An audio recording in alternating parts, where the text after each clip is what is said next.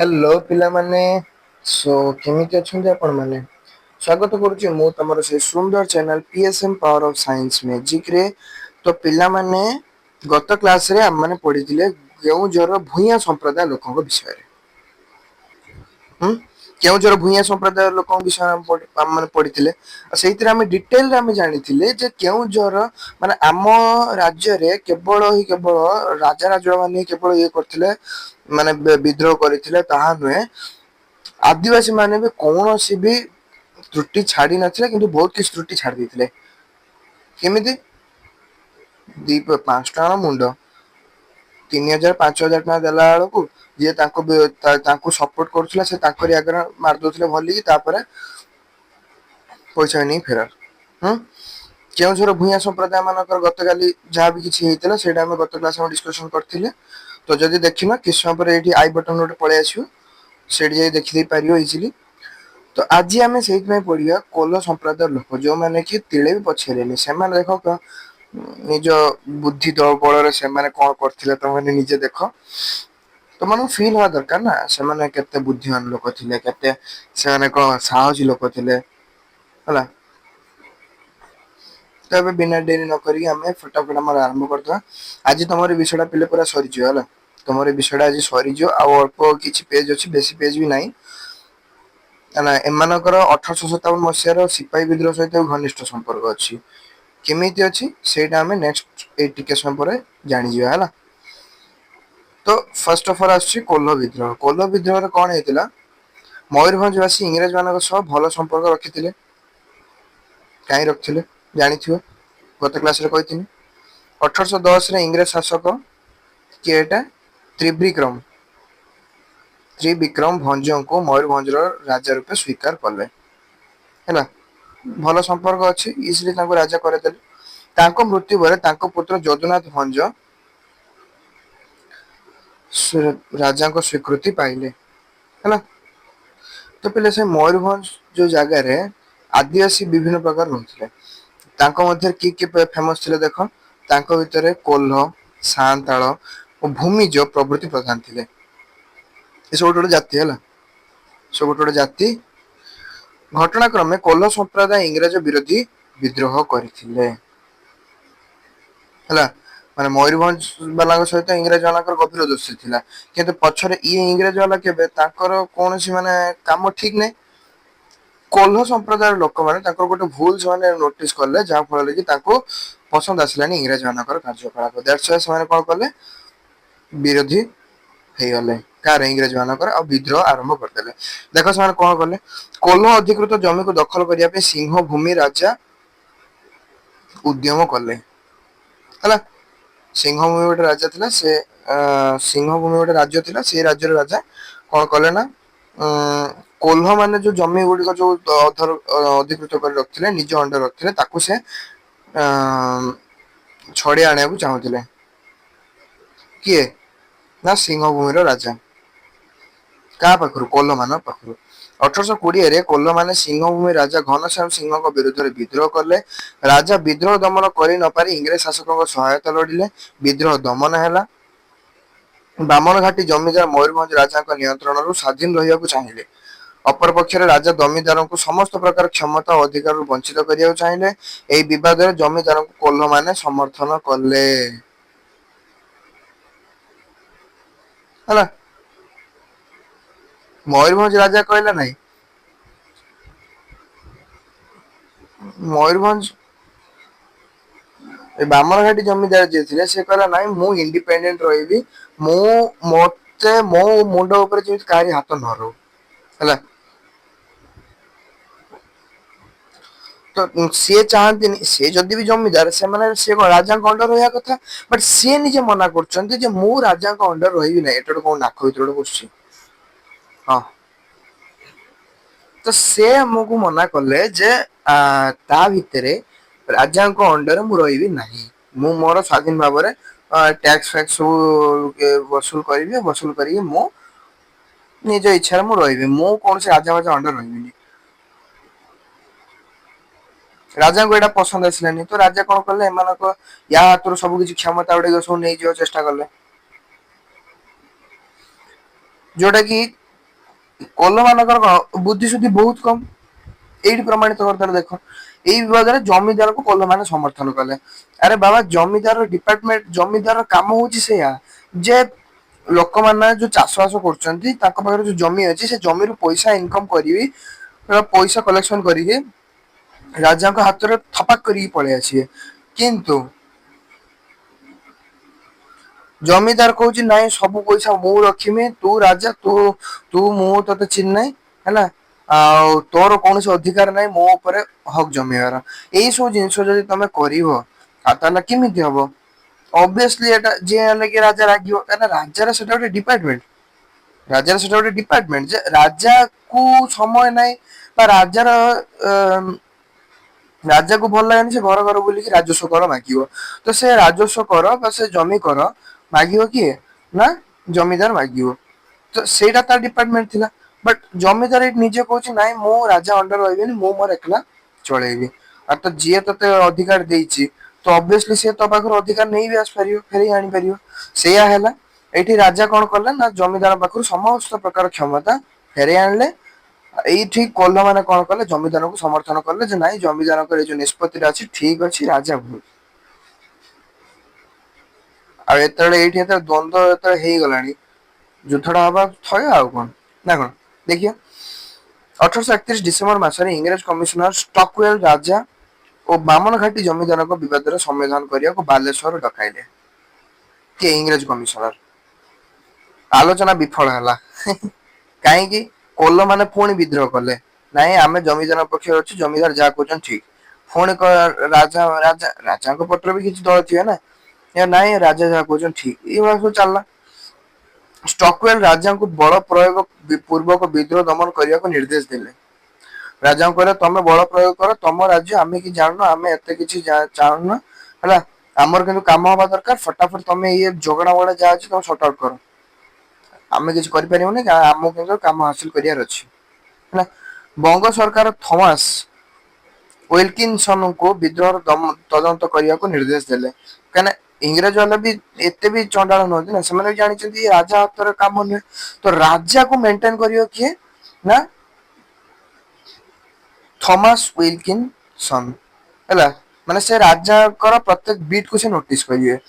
ଯେ ରାଜା କୋଉ ମୁମେଣ୍ଟରେ କଣ କରୁଛନ୍ତି କେମିତି ଭାବରେ ବିଦ୍ରୋହକୁ ଦମନ କରୁଛନ୍ତି ସେ ସ୍ପେସିଆଲି ବିଦ୍ରୋହ ଦମନ କରିବା ପାଇଁ ରାଜାଙ୍କ ପାଖରେ ରହୁଥିଲେ।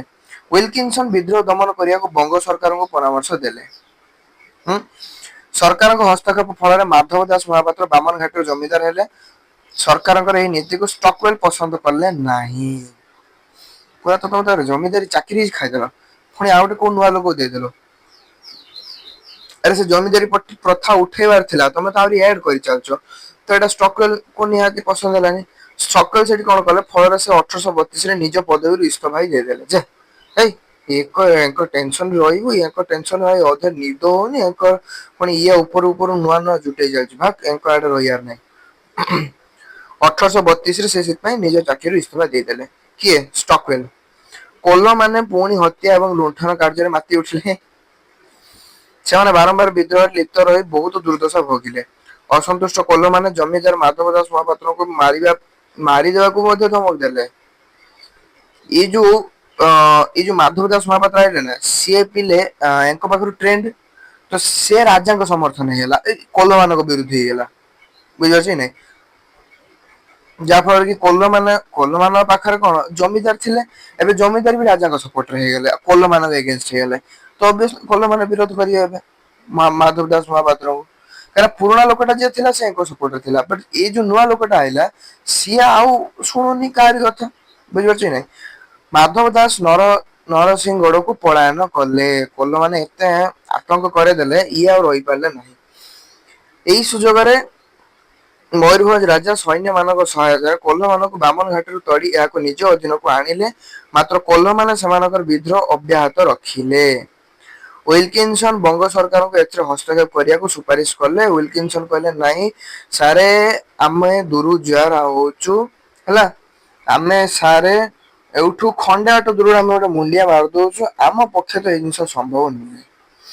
ହେଲା ଆମ ପକ୍ଷେ ତ ସାର୍ ଏଇ ଜିନିଷ ସମ୍ଭବ ନୁହେଁ ଇଏ କୋଲ୍ହ ମାନେ ଅତି ଆତଙ୍କ କରି ରଖୁଛନ୍ତି କାହାରି କଥା ଶୁଣୁନାହାନ୍ତି।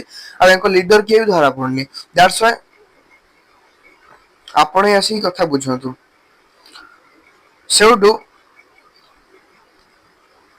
କଣ ହେଲା ନା ପିଲେ ଯୋଉ କଟକର ସେତେବେଳେ ଯୋଉ କମିଶନର ଥିଲେ ତାଙ୍କ ନାଁ ଥିଲା ହେନରୀ। ସେ କଣ କଲେ ପୁରା ନାଁ ଥିଲା ହେନରୀ ରିକେଟ। ମଧ୍ୟ ସାମରିକ କାର୍ଯ୍ୟାନୁଷ୍ଠାନ ପାଇଁ ବଙ୍ଗ ସରକାରଙ୍କୁ ପରାମର୍ଶ ଦେଲେ। ଏହା ଫଳରେ ବିଦ୍ରୋହ ଦମନ କରିବାକୁ ସୈନ୍ୟବାହିନୀ ପଠାଗଲା। ବିଦ୍ରୋହୀ ମାନେ ଆତ୍ମସମର୍ପଣ କଲେ। ଏହା ଫଳରେ କୋଲ ବିଦ୍ରୋହର ଅବସାନ ଘଟିଲା। ଦି ଚାରିଟା ବିଦ୍ରୋହୀଙ୍କୁ ଅଟକେଇ ଦେଲେ ଦି ଚାରିଟା ବିଦ୍ରୋହୀ ଯଦି ସରେଣ୍ଡର କରିଦେବେ ତାହେଲେ ତାଙ୍କୁ ଦେଖି ଅଟୋମେଟିକାଲି ଆଉ ସବୁ ଡରି ହିଁ ଯିବେ। ଯଦି ବି ତାଙ୍କ ପାଖରେ ସାହସ ଥାଉ ବଟ ଡରିଯିବେ। ବାସ୍ ଡରିଗଲେ ସରିଗଲା ଆଉ କଣ ଯୋ ଡର ଗୟା वो मर गया ସେଇ ଅବସ୍ଥା। କୋଲ୍ହ ମାନଙ୍କ କଥା ତ ସରିଗଲା ସାନ୍ତାଳୀ ମାନେ ବି କିଛି କମ ନଥିଲେ ସେମାନେ ବି ବିଦ୍ରୋହ କରିଦେଲେ ଦେଖ। ଅଧିବାସୀ ଆଦିବାସୀ ଜାତି ସବୁ ଯେତିକି ସବୁ ଚାହୁଁଛନ୍ତି ଆମେ ବିଦ୍ରୋହ କରିକି ଭାରତକୁ ସ୍ଵାଧୀନ କରିବା ମାନେ ସମସ୍ତଙ୍କର ଟିକେ ଟିକେ ହସ୍ତକ୍ଷେପ ଅଛି। ମୟୂରଭଞ୍ଜ ରାଜା ଶ୍ରୀରାମଚନ୍ଦ୍ର ଭଞ୍ଜଦେଓ 1912 ମସିହା ଫେବୃୟାରୀ 22 ତାରିଖ ଦିନ ମୃତ୍ୟୁବରଣ କରିଥିଲେ। ହେଲା। ସିଏ ଥିଲେ ଆମର ଶେଷ ରାଜା ତାଙ୍କର କୌଣସି ପୁତ୍ର ବି ନଥିଲେ ବୁଝିପାରୁଛ। ତାଙ୍କର କୌଣସି ପୁଅ ନଥିଲେ। ତ ତାଙ୍କର ଯଦି କୌଣସି ପୁଅ ନଥିଲେ ନିୟମ ଅନୁଯାୟୀ କଣ ରାଜାଙ୍କ ପୁଅ ହିଁ ପର ମାନେ ରାଜାଙ୍କ ପର ପିଢି ସମ୍ଭାଳିଥାନ୍ତା। ହଁ ରାଜାଙ୍କର ଯଦି ପୁଅଟେ ଥାଆନ୍ତା ତାହେଲେ ତ ସେଇ ସେ ପରବର୍ତ୍ତୀ ସମୟରେ ରାଜଗାଦିରେ ବସିଥାନ୍ତା ବାପାଙ୍କ ମୃତ୍ୟୁ ପରେ। ତ ଷ୍ଟାର୍ଟିଂରେ ତାର କେହି ପୁଅ ନାହାନ୍ତି ତ ସେ କଣ କରିବ। ତାର ଯେତେବେଳେ ମୃତ୍ୟୁବରଣ ହେଇଗଲା ତାଙ୍କ ମୃତ୍ୟୁ ପରେ କଣ ହେଲା ଇଂରେଜ ସରକାରଙ୍କ ତରଫରୁ 3 ଜଣ ପ୍ରଶାସନିକ ଅଧିକାରୀ ମୟୂରଭଞ୍ଜ ଶାସନ ଭାର ଗ୍ରହଣ କଲେ। ହେଲା ସେମାନେ ବିଦେଶୀ ହୋଇଥିବାରୁ ଶାସନର ସୁପରିଚାଳନା ପାଇଁ ଆଞ୍ଚଳିକ ସରଦାର ପ୍ରଧାନ ଓ ଅମଲା ମାନଙ୍କୁ ଉପରେ ନିର୍ଭର କଲେ। ହେଲା ତାମାନେ ଜଷ୍ଟ ସେ ନାଁକୁ ମାତ୍ର ରହିଲେ ସେମାନେ କିଛି ଜାଣିନଥିଲେ ଶାସନଭାର ବଗେରା କିଛି। ତ ସେମାନେ କଣ କଲେ ନା ସେମାନେ ଏଇ ସବୁ ଲୋକଙ୍କୁ ନିଯୁକ୍ତି ଦେଲେ ଯେ ଆପଣ ମାନେ କଥା ତଦାରଖ କରନ୍ତୁ ଯଦି ମ୍ୟାକ୍ସ ଟୁ ମ୍ୟାକ୍ସ ଯଦି ଆପଣଙ୍କ ପକ୍ଷେ କଥା ସମ୍ଭବ ହେଇପାରେ ତାହେଲେ ମୋ ପାଖକୁ ଆଣନ୍ତୁ। ନହେଲେ ସେମିତି କୌଣସି କଥା ମୋ ପାଖକୁ ଆଣନ୍ତୁନି ଆପଣ ନିଜ ନିଜ ଭିତରେ ସର୍ଟ ଆଉଟ କରିଦିଅନ୍ତୁ ଆପଣଙ୍କୁ ସେ ପାୱାର ଦିଆହେଲା। ଯୋଉଟା କି ଆଜି ବି ହେଇ ପାରୁଛି ହେଲା। ଦେଶର ପ୍ରଧାନମନ୍ତ୍ରୀ ଇଏ ସବୁ ଯାଇକି କାମ ନିପଟେଇ ଦଉଛନ୍ତି ନା ରାଷ୍ଟ୍ରପତିଙ୍କୁ ସବୁଆଡେ ଯିବାକୁ ପଡୁଛି ଯିବାକୁ ପଡୁନି। ଏଇ ଯୋଉ ଆଜି ଯୋଉ ପ୍ରଥାଟା ଚାଲିଛି ଏଇ ପ୍ରଥାଟା ସେବେଠୁ ଲାଗୁ ହେଇ ଆସିଲାଣି କେବେଠୁ 1912 ମସିହାରୁ ହେଲା ୟାଙ୍କ ମୃତ୍ୟୁ ପରେ ପରେ ଆରମ୍ଭ ହେଲା। ଶାସକ ଓ ଶାସିତଙ୍କ ମଧ୍ୟରେ ପ୍ରତ୍ୟକ୍ଷ ସମ୍ପର୍କ ରହିଲା ନାହିଁ। ହେଲା ଆଉ ଏଗୁଡା କଣ ଏଗୁଡା ଭେଗା ଗୁଡାକ। ଏଗୁଡାକୁ ଯେତେବେଳେ ଆଜାଦି ଯେତେବେଳେ ଦେଇ ଦିଆ ହେଲା ବା ୟାଙ୍କୁ ଯେତେବେଳେ ଗୋଟେ ପାୱାର ଦେଇ ଦିଆ ହେଲା ଯେ ତମେ ମାନେ କିଛି ବୁଝ ହେଲା ତମମାନେ ସବୁ ବୁଝାବୁଝି କର ଆମ ପାଖକୁ ଏତେ କେସ୍ ଆଣନି। ଯଦି ତମମାନଙ୍କ ଦ୍ଵାରା କେସ୍ କିଛି ସର୍ଟ ଆଉଟ ହେଇପାରୁନି ତାହେଲେ ଆମ ପାଖକୁ ଆଣ ଆମ ମାନେ ସିଧା ଡେଡ୍ ଅର୍ଡର ଦେଇଦବୁ ହେଲା। ଏମାନେ ଭାରି ଖୁସି ହେଇଗଲେ ଅତ୍ୟଧିକ ଖୁସିରେ କଣ କଲେ ନିଜ ପାୱାର ଭୁଲ କାମରେ ଲଗେଇଦେଲେ ଯେହେତୁ ଭୁଲ କାମରେ ଲଗେଇଦେଲେ ତ ରାଗିବାଟା ସ୍ୱାଭାବିକ ଲୋକମାନଙ୍କ ଭିତରେ ରାଗିବାଟା ସ୍ୱାଭାବିକ।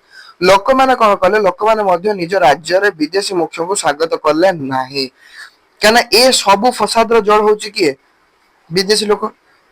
ଇଂରେଜ ବାଲା ଆଁ ସେ ଯୋଉ 3ଟି ପ୍ରଶାସନିକ ମୁଖ୍ୟ ସବୁ କ୍ଷେତ୍ର ମୂଳା ଗାଜର ସେଇମାନେ। କଣ ହେଲା ତାଙ୍କୁ ହିଁ ସ୍ଵାଗତ କରାହେଲାନି। ସେମାନେ ବିଦ୍ରୋହ କରିବା ପାଇଁ ସୁଯୋଗ ଅପେକ୍ଷାରେ ରହିଲେ ହେଲା। ସେମାନେ ଖାଲି ସୁଯୋଗ ଖୋଜୁଥାନ୍ତି କେମିତି ୟାଙ୍କ ବିରୁଦ୍ଧରେ ଷଡ଼ଯନ୍ତ୍ର କରାହବ।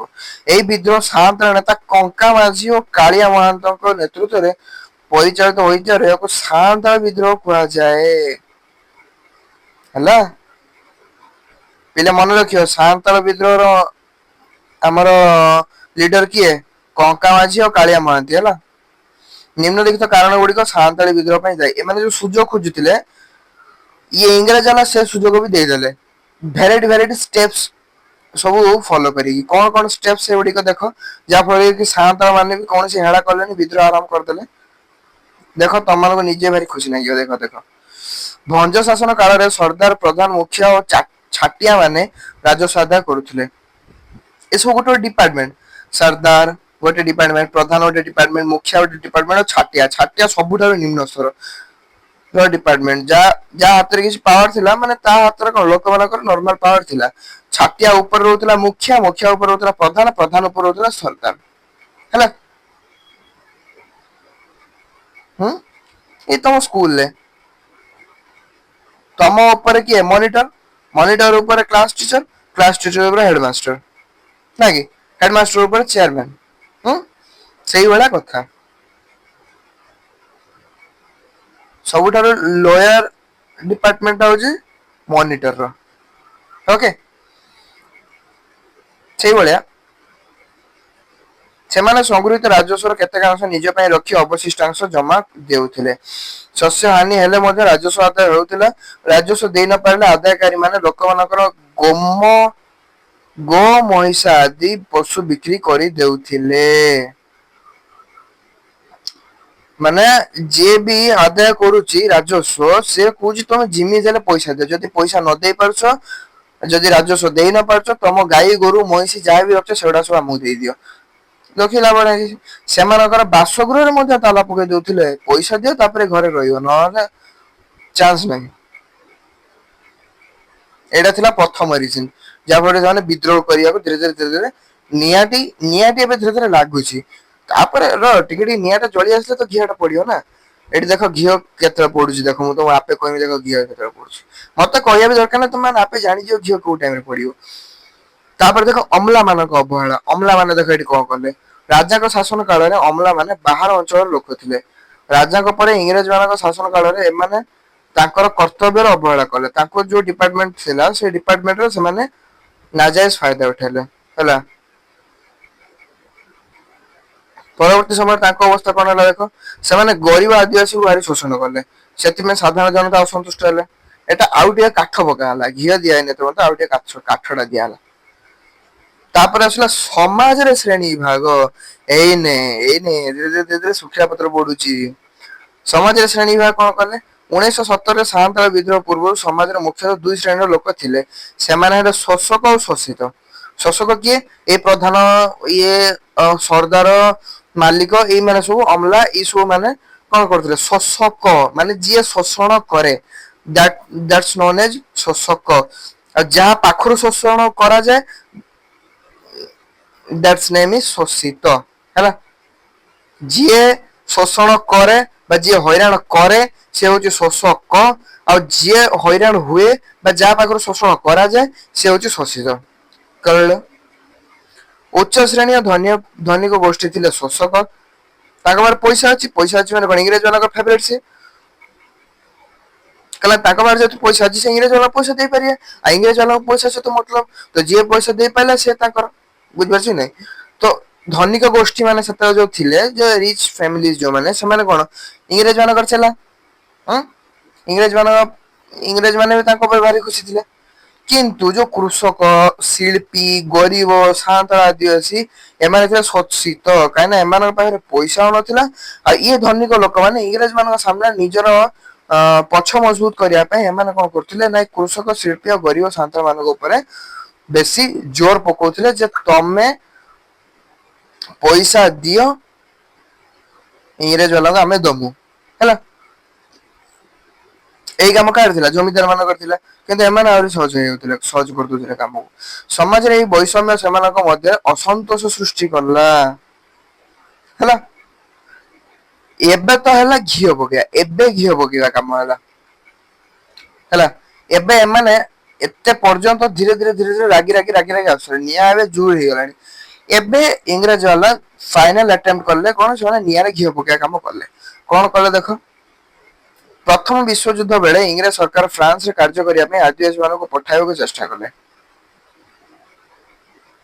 ଏଠି କାମ କରନି, ହେଠି କାମ କର, ହଉ ଠିକ ଅଛି ଏଠି କାମ କରିବା। ତାପରେ ଏଇ ନୀତିକୁ ମୟୂରଭଞ୍ଜ ଯୁବରାଜ ପୂର୍ଣ୍ଣଚନ୍ଦ୍ର ଭଞ୍ଜଦେଓ ସମର୍ଥନ କଲେ। ଯୋଉଟା କି ଆହୁରି ବି ହିନସ୍ତା କାମ। ଆବେ ତୁ ନିଜ ମାଟି ଛାଡିକି, ନିଜ ଘର, ନିଜ ପରିବାର, ନିଜ ଏରିଆ ଛାଡିକି ତୁ ବାହାର ରାଜ୍ୟରେ କାମ କରିବାକୁ ଯିବୁ। ହଉ ଯଦି ତୁ ବାହାର ଏରିଆ କାମ କରିବାକୁ ଯାଉଛୁ, ଯୁବ ଆଦିବାସୀ ମାନଙ୍କୁ ଚୟନ କରିବାକୁ ସର୍ଦ୍ଦାର ମାନଙ୍କୁ ନିର୍ଦ୍ଦେଶ ଦିଆହେଲା। ଯୋଉମାନେ ୟଙ୍ଗ, କାରଣ ୟଙ୍ଗ ଲୋକମାନେ ତ ବେଶୀ କାମ କରିପାରିବେ ନା, ତ ସେଇ ୟଙ୍ଗ ଆଦିବାସୀ ମାନଙ୍କୁ ଚଏସ୍ କରିବା ପାଇଁ କାହାକୁ, ସର୍ଦ୍ଦାର ମାନଙ୍କୁ ଆଦେଶ ଦିଆହେଲା। କିଏ ଆଦେଶ ଦେଲା, ଇଂରେଜ ମାନେ ଆଦେଶ ଦେଲେ। ଏଥିରେ ଆଦିବାସୀ ଯୁବ ସମ୍ପ୍ରଦାୟ ଉତ୍କ୍ଷିପ୍ତ ହେଲେ। କାହିଁକି, କାରଣ ନିଜ ଏରିଆ, ନିଜ ଫ୍ୟାମିଲି, ନିଜ ପରିବାର ସମ୍ପର୍କ ଛାଡିକି ତୁ ଫ୍ରାନ୍ସରେ ଚାକିରି କରିବୁ, ପୁଣି ସେ ଫ୍ରାନ୍ସରେ ଚାକିରି କରିବୁ, ଦରମା ବହୁତ କମ, ନଦେଲେ ବି ଚଳିବ। ହଉ ଦରମା ଯଦି ବହୁତ କମ, କାମ କଣ, ଛୋଟଲୁକିଆ କାମ, ଯୋଉ କ୍ଲର୍କ କାମ ଜାଣିଛ ନା, କ୍ଲର୍କ କାମ କି ତାଠୁ ଆହୁରି ହୀନ, just may I help you ବା ଚା କଫି, ଏଇ ସବୁ କାମ ଗୁଡିକ ହେଲା। ଏଇ ସବୁ କାମ तो ସେଇଥିପାଇଁ ପିଲେ କଣ ହେଲା ନା ସେଇଟା ପିଲେ ନିଆଁରେ ଘିଅ ଢାଳିଆ କାମ କରୁଥିଲା। ଆଉ ପିଲେ ସେତେବେଳେ ତମକୁ ତମମାନଙ୍କ ଭିତରୁ ମ୍ୟାକ୍ସିମମ୍ ପିଲାଙ୍କର ଗ୍ଲିଚ ଆସିପାରେ ବା ମ୍ୟାକ୍ସିମମ୍ ପିଲାଙ୍କର ପ୍ରୋବ୍ଲେମ ଆସିପାରେ ସାର୍ କ୍ଲର୍କ ଗୋଟେ ଆପଣ କି କଥା କହୁଛନ୍ତି କ୍ଲର୍କ ଗୋଟେ ଛୋଟ ଲୋକ ଆମର ସାର୍ ସେଟା ତ ମାନେ ଆଜିକାଲି ତ ସାର୍ ସେଟାରେ ପ୍ରାଇଭେଟ ହେଲେ ବି ସେଥିରେ 30,000 ଟଙ୍କା ପାଉଛନ୍ତି ଗଭର୍ଣ୍ଣମେଣ୍ଟ ହେଲେ ବି ସେଟା 40,000 ଟଙ୍କା ପାଉଛନ୍ତି ତାହେଲେ କଣ ତାହେଲେ ତ ସାର୍ ସେଗୁଡାକ ଭ୍ୟାଲୁ ଅଛି ନା କ୍ଲର୍କର ପିଲେ ଏବେକାର ଭ୍ୟାଲୁ ଅଛି ବଟ ସେବେକାର କ୍ଲର୍କ ମାନେ ଗୋଟେ ମୂଲିଆ ଜାଣିଛ ନା ନାଇଁ ତମେ ଗୁଗୁଲରେ ବି ସର୍ଚ୍ଚ ମାରିଦବ ଯଦି ମୁଁ ମିଛ କହୁଛି ପିଲେ ସେତେବେଳଙ୍କ ଯୁଗରେ ବି ଯିଏ କ୍ଲର୍କ ହଉଥିଲା ନା ପିଲେ ତାର ବେଶୀ କିଛି ରେସପେକ୍ଟ ନଥିଲା ହେଲା କିନ୍ତୁ କ୍ଲର୍କର କାମ ପ୍ରବଳ ଥିଲା ପଇସା କମ ବୁଝିପାରୁଛ ନାଇଁ କାମ ପ୍ରବଳ ପଇସା କମ ଆଉ ସେତେବେଳେ ପିଲେ କ୍ଲର୍କ କୁ ବୁଝାଉଥିଲା ଏଜ ଏ କଣ ସେ ଇଂରେଜ ମାନଙ୍କର ଗୋଟେ ସେବକ ଜଷ୍ଟ ଗୋଟେ ସର୍ଭେଣ୍ଟ ତାକୁ ଗୋଟେ ନାଁ ଦିଆଯାଇଥିଲା କ୍ଲର୍କ ହେଲା ଏବେ ତ କ୍ଲର୍କର ଡିମାଣ୍ଡ ବହୁତ କିନ୍ତୁ ସେବେକା ଯୁଗରେ ପିଲେ କ୍ଲର୍କ ମାନେ ବହୁତ ମାନେ ଭାରି ଖରାପ ଅବସ୍ଥା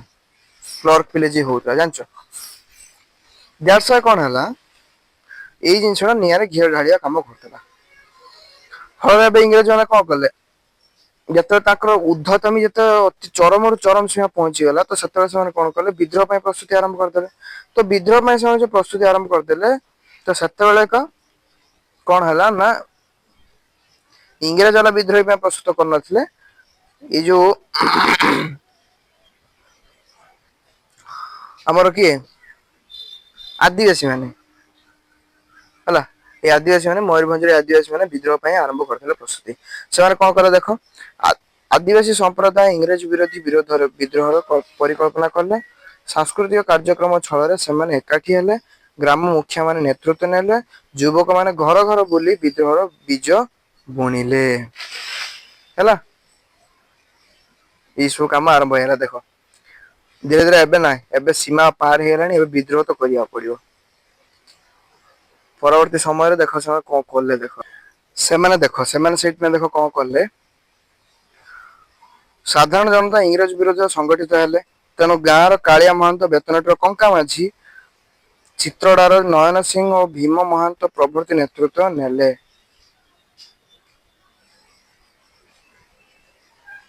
ହେଲା ତାପରେ ଆସିବ ବିଦ୍ରୋହର ଅଗ୍ରଗତି ହେଲା ବିଦ୍ରୋହୀ ପରବର୍ତ୍ତୀ ଷ୍ଟେପରେ ବୃଦ୍ଧି ପାଇଲା ହେଲା 1917 ମସିହାରେ ବିଦ୍ରୋହୀ ମାନେ ଇଂରେଜ ବିରୋଧୀ ଅଭିଯାନ ଆରମ୍ଭ କଲେ ପ୍ରଥମେ ବେତନଟି ହାଟରେ ଇଂରେଜ ଶାସନ ଓ ଜମିଦାରଙ୍କ ଶୋଷଣକୁ ପ୍ରତିବାଦ କରାଗଲା ଦୋକାନ ବଜାର ଲୁଣ୍ଠନ କରାଗଲା ବ୍ରିଟିଶ ଅଫିସ ପୋଡି ଦିଆଗଲା ବ୍ରିଟିଶ ଅଫିସର ଭୟରେ ପଳାଇ ଗଲେ ବ୍ରିଟିଶ ଅଫିସର ଭୟରେ ପଳେଇ ଗଲେ ମାନେ ଏମିତି ଇଏ ଆଦିବାସୀ ପିଲେ ତାଙ୍କୁ କେବେ ବି ତମେ ତାଙ୍କୁ ଭାବିବନି ଯେ ସେମାନେ ୱିକ ବୋଲି ଜାଣିଛ ନା ନାଇଁ କିଛି କରୁନଥିବେ କିନ୍ତୁ ଯେତେବେଳେ କରିବାକୁ ଚେଷ୍ଟା କରିବେ ନା ହେଲେ ବହୁତ କିଛି କରିଦେବେ ଆଉ ସେତେବେଳେ ତମେ ବି ଆଇଡିଆ ଲଗେଇ ପାର ସେମାନେ କୋଉ ଲେବୁଲ ପର୍ଯ୍ୟନ୍ତ ଯାଇପାରନ୍ତି ଦେଖ ବ୍ରିଟିଶ ବାଲାଙ୍କୁ ତାଙ୍କ ଡର ନାହିଁ ବ୍ରିଟିଶ ଅଫିସର ଭୟରେ ପଳେଇଲେ ସେଇଥିପାଇଁ ଅଫିସ ଜାଳି ପୋଡି ପକେଇଲେ ମାନେ ତ ଅଭିଅସଲି ଲୋକ ତ ମରିଯିବା ସ୍ୱାଭାବିକ ନା କଣ ବିଦ୍ରୋହୀ ମାନେ ବେତନଟୁ ଆୟତ କରି ନେଲେ ଇଂରେଜ ସରକାର ଭୀତତ୍ରସ୍ତ ହୋଇ ପଡିଲେ ଭୟରେ ପେଣ୍ଟ ଦୀଖା ପଡିଗଲାଣି ବିଦ୍ରୋହୀ ମାନେ ରାସ୍ତା ପୋଲ ଭାଙ୍ଗିଦେଲେ ଯୋଗାଯୋଗ ପାଇଁ ସେମାନେ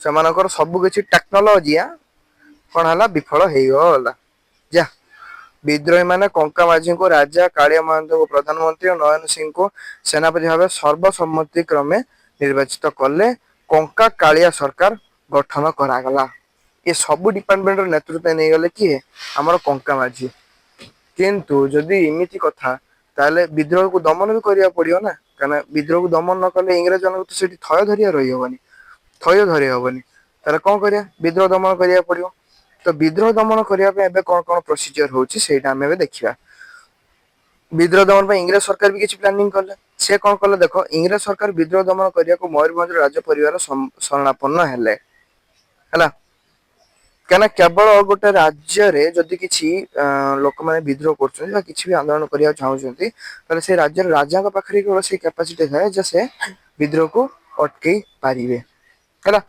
ରାଜା ଇଂରେଜ ସରକାରଙ୍କ ମଳତ ବାହିନୀଙ୍କ ଉପରକୁ ବିଦ୍ରୋହୀ ମାନେ ତୀର ନିକ୍ଷେପ କଲେ ମିଳିତ ବାହିନୀଙ୍କ ଉପରେ ବିଦ୍ରୋହୀ ମାନେ ଇଂରେଜ ସେନାଙ୍କର କମାଣ ଆକ୍ରମଣକୁ ପ୍ରତିରୋଧ କରିପାରିଲେ ନାହିଁ ସାଧାରଣ ଜନତାଙ୍କ ସମେତ ସମସ୍ତ ନେତା ଗିରଫ ହେଲେ ପ୍ରାୟ 5,000 ବିଦ୍ରୋହୀ ବନ୍ଦୀ ହେଲେ ଏହିପରି ଭାବରେ ବିଦ୍ରୋହର ଯବନକା ପତନ ହେଲା। ଓକେ, କାମ ଦେଖୁଛ ତ ପିଲେ। କିନ୍ତୁ ଯଦି ବି ଥମିଗଲା, ପୁରା ବନ୍ଦ ହେଇନାହିଁ, ଲୋକଙ୍କ ଭିତରେ ରାଗ ଆଉ ରହିଲା, ତ ସେଇଥିପାଇଁ କହିଲେ ନାଇଁ ଏତିକିରେ ହବନି, ଏକତାର ବଳ ଅଛି। ସେଥିପାଇଁ ସେମାନେ କଣ କଲେ, 1857 ସବୁ ଏକତ୍ର ହେଇକି ଇଂରେଜ ମାନଙ୍କ ବିରୁଦ୍ଧରେ ଲଢାଇ କରିବାକୁ ସେମାନେ ଉଦ୍ୟମ ପ୍ରୟାସ କଲେ। ଆଉ ଯାହା ଫଳରେ କି ତମ ବିଷୟରେ ଗୋଟେ ନୂଆ ଜିନିଷ ଏଡ ହେଇଗଲା, 1857 ମହାନ ବିଦ୍ରୋହ। ଇଂରେଜ ଇଷ୍ଟ ଇଣ୍ଡିଆ କମ୍ପାନୀ ପ୍ରଥମେ ଦୁଇଟି ବିଷୟରେ ଗୁରୁତ୍ୱ ଦେଉଥିଲେ। ପ୍ରଥମଟି ହେଲା ବାଣିଜ୍ୟ କ୍ଷେତ୍ରରେ ଏକଚାଟିଆ କାରବାର କରିବା ଓ ଦ୍ୱିତୀୟଟି ହେଲା ଭାରତୀୟ ବଣିକ ମାନଙ୍କର କମ୍ପାନୀ ସହ ପ୍ରତିଯୋଗିତା ନ କରିବା।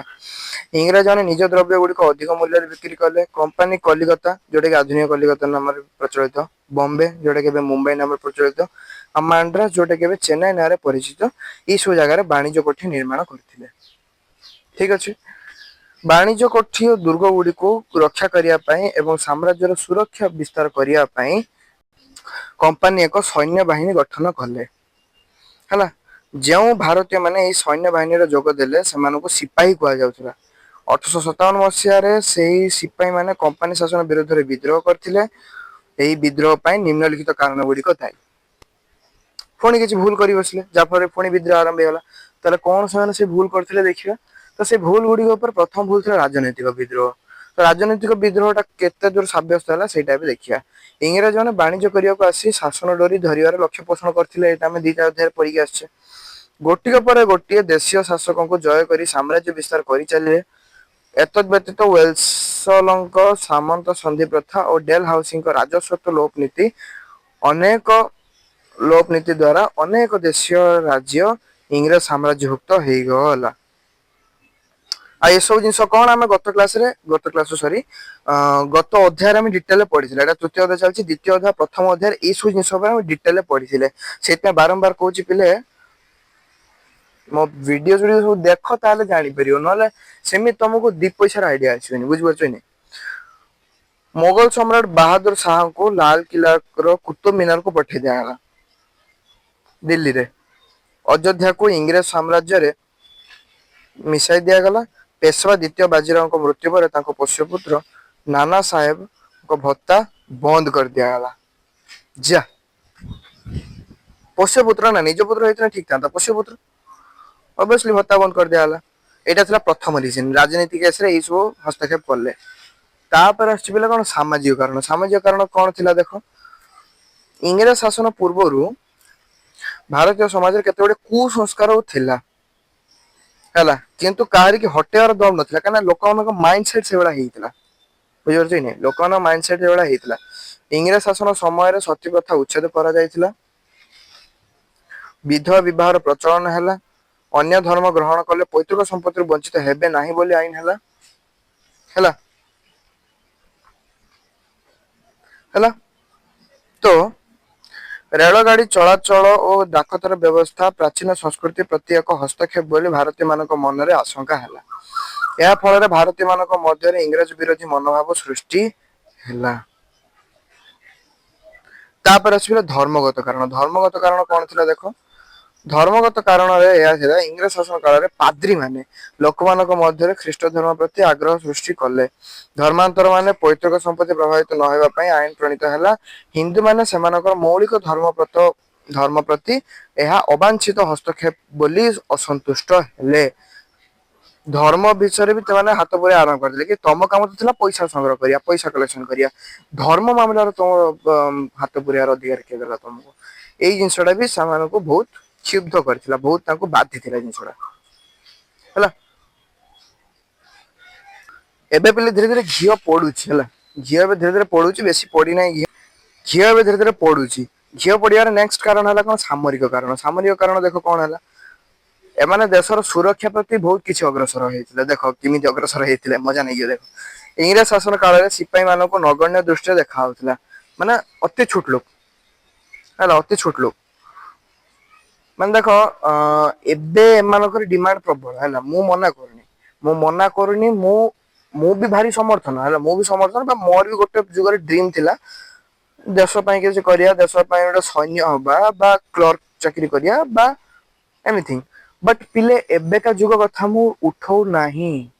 ଏବେକା ଯୁଗରେ ଏମାନଙ୍କର ପୋଷ୍ଟ ହାଇ, ଏମାନଙ୍କର କ୍ୱାଲିଫିକେସନ, ଏମାନଙ୍କର ଯୋଗ୍ୟତା, ଏମାନଙ୍କର ଭ୍ୟାଲ୍ୟୁ ଏ ଭାରତରେ ହେଲା, ଅନ୍ୟ କୋଉ ଜାଗାରେ କହିପାରିବିନି। ଭାରତରେ ମୁଁ ଅଛି, ଭାରତ ବାସିନ୍ଦା ମୁଁ, ତ ଭାରତରେ ମୁଁ କହୁଛି ଭାରତରେ ଏହାର ଡିମାଣ୍ଡ ପ୍ରବଳ ହେଲା।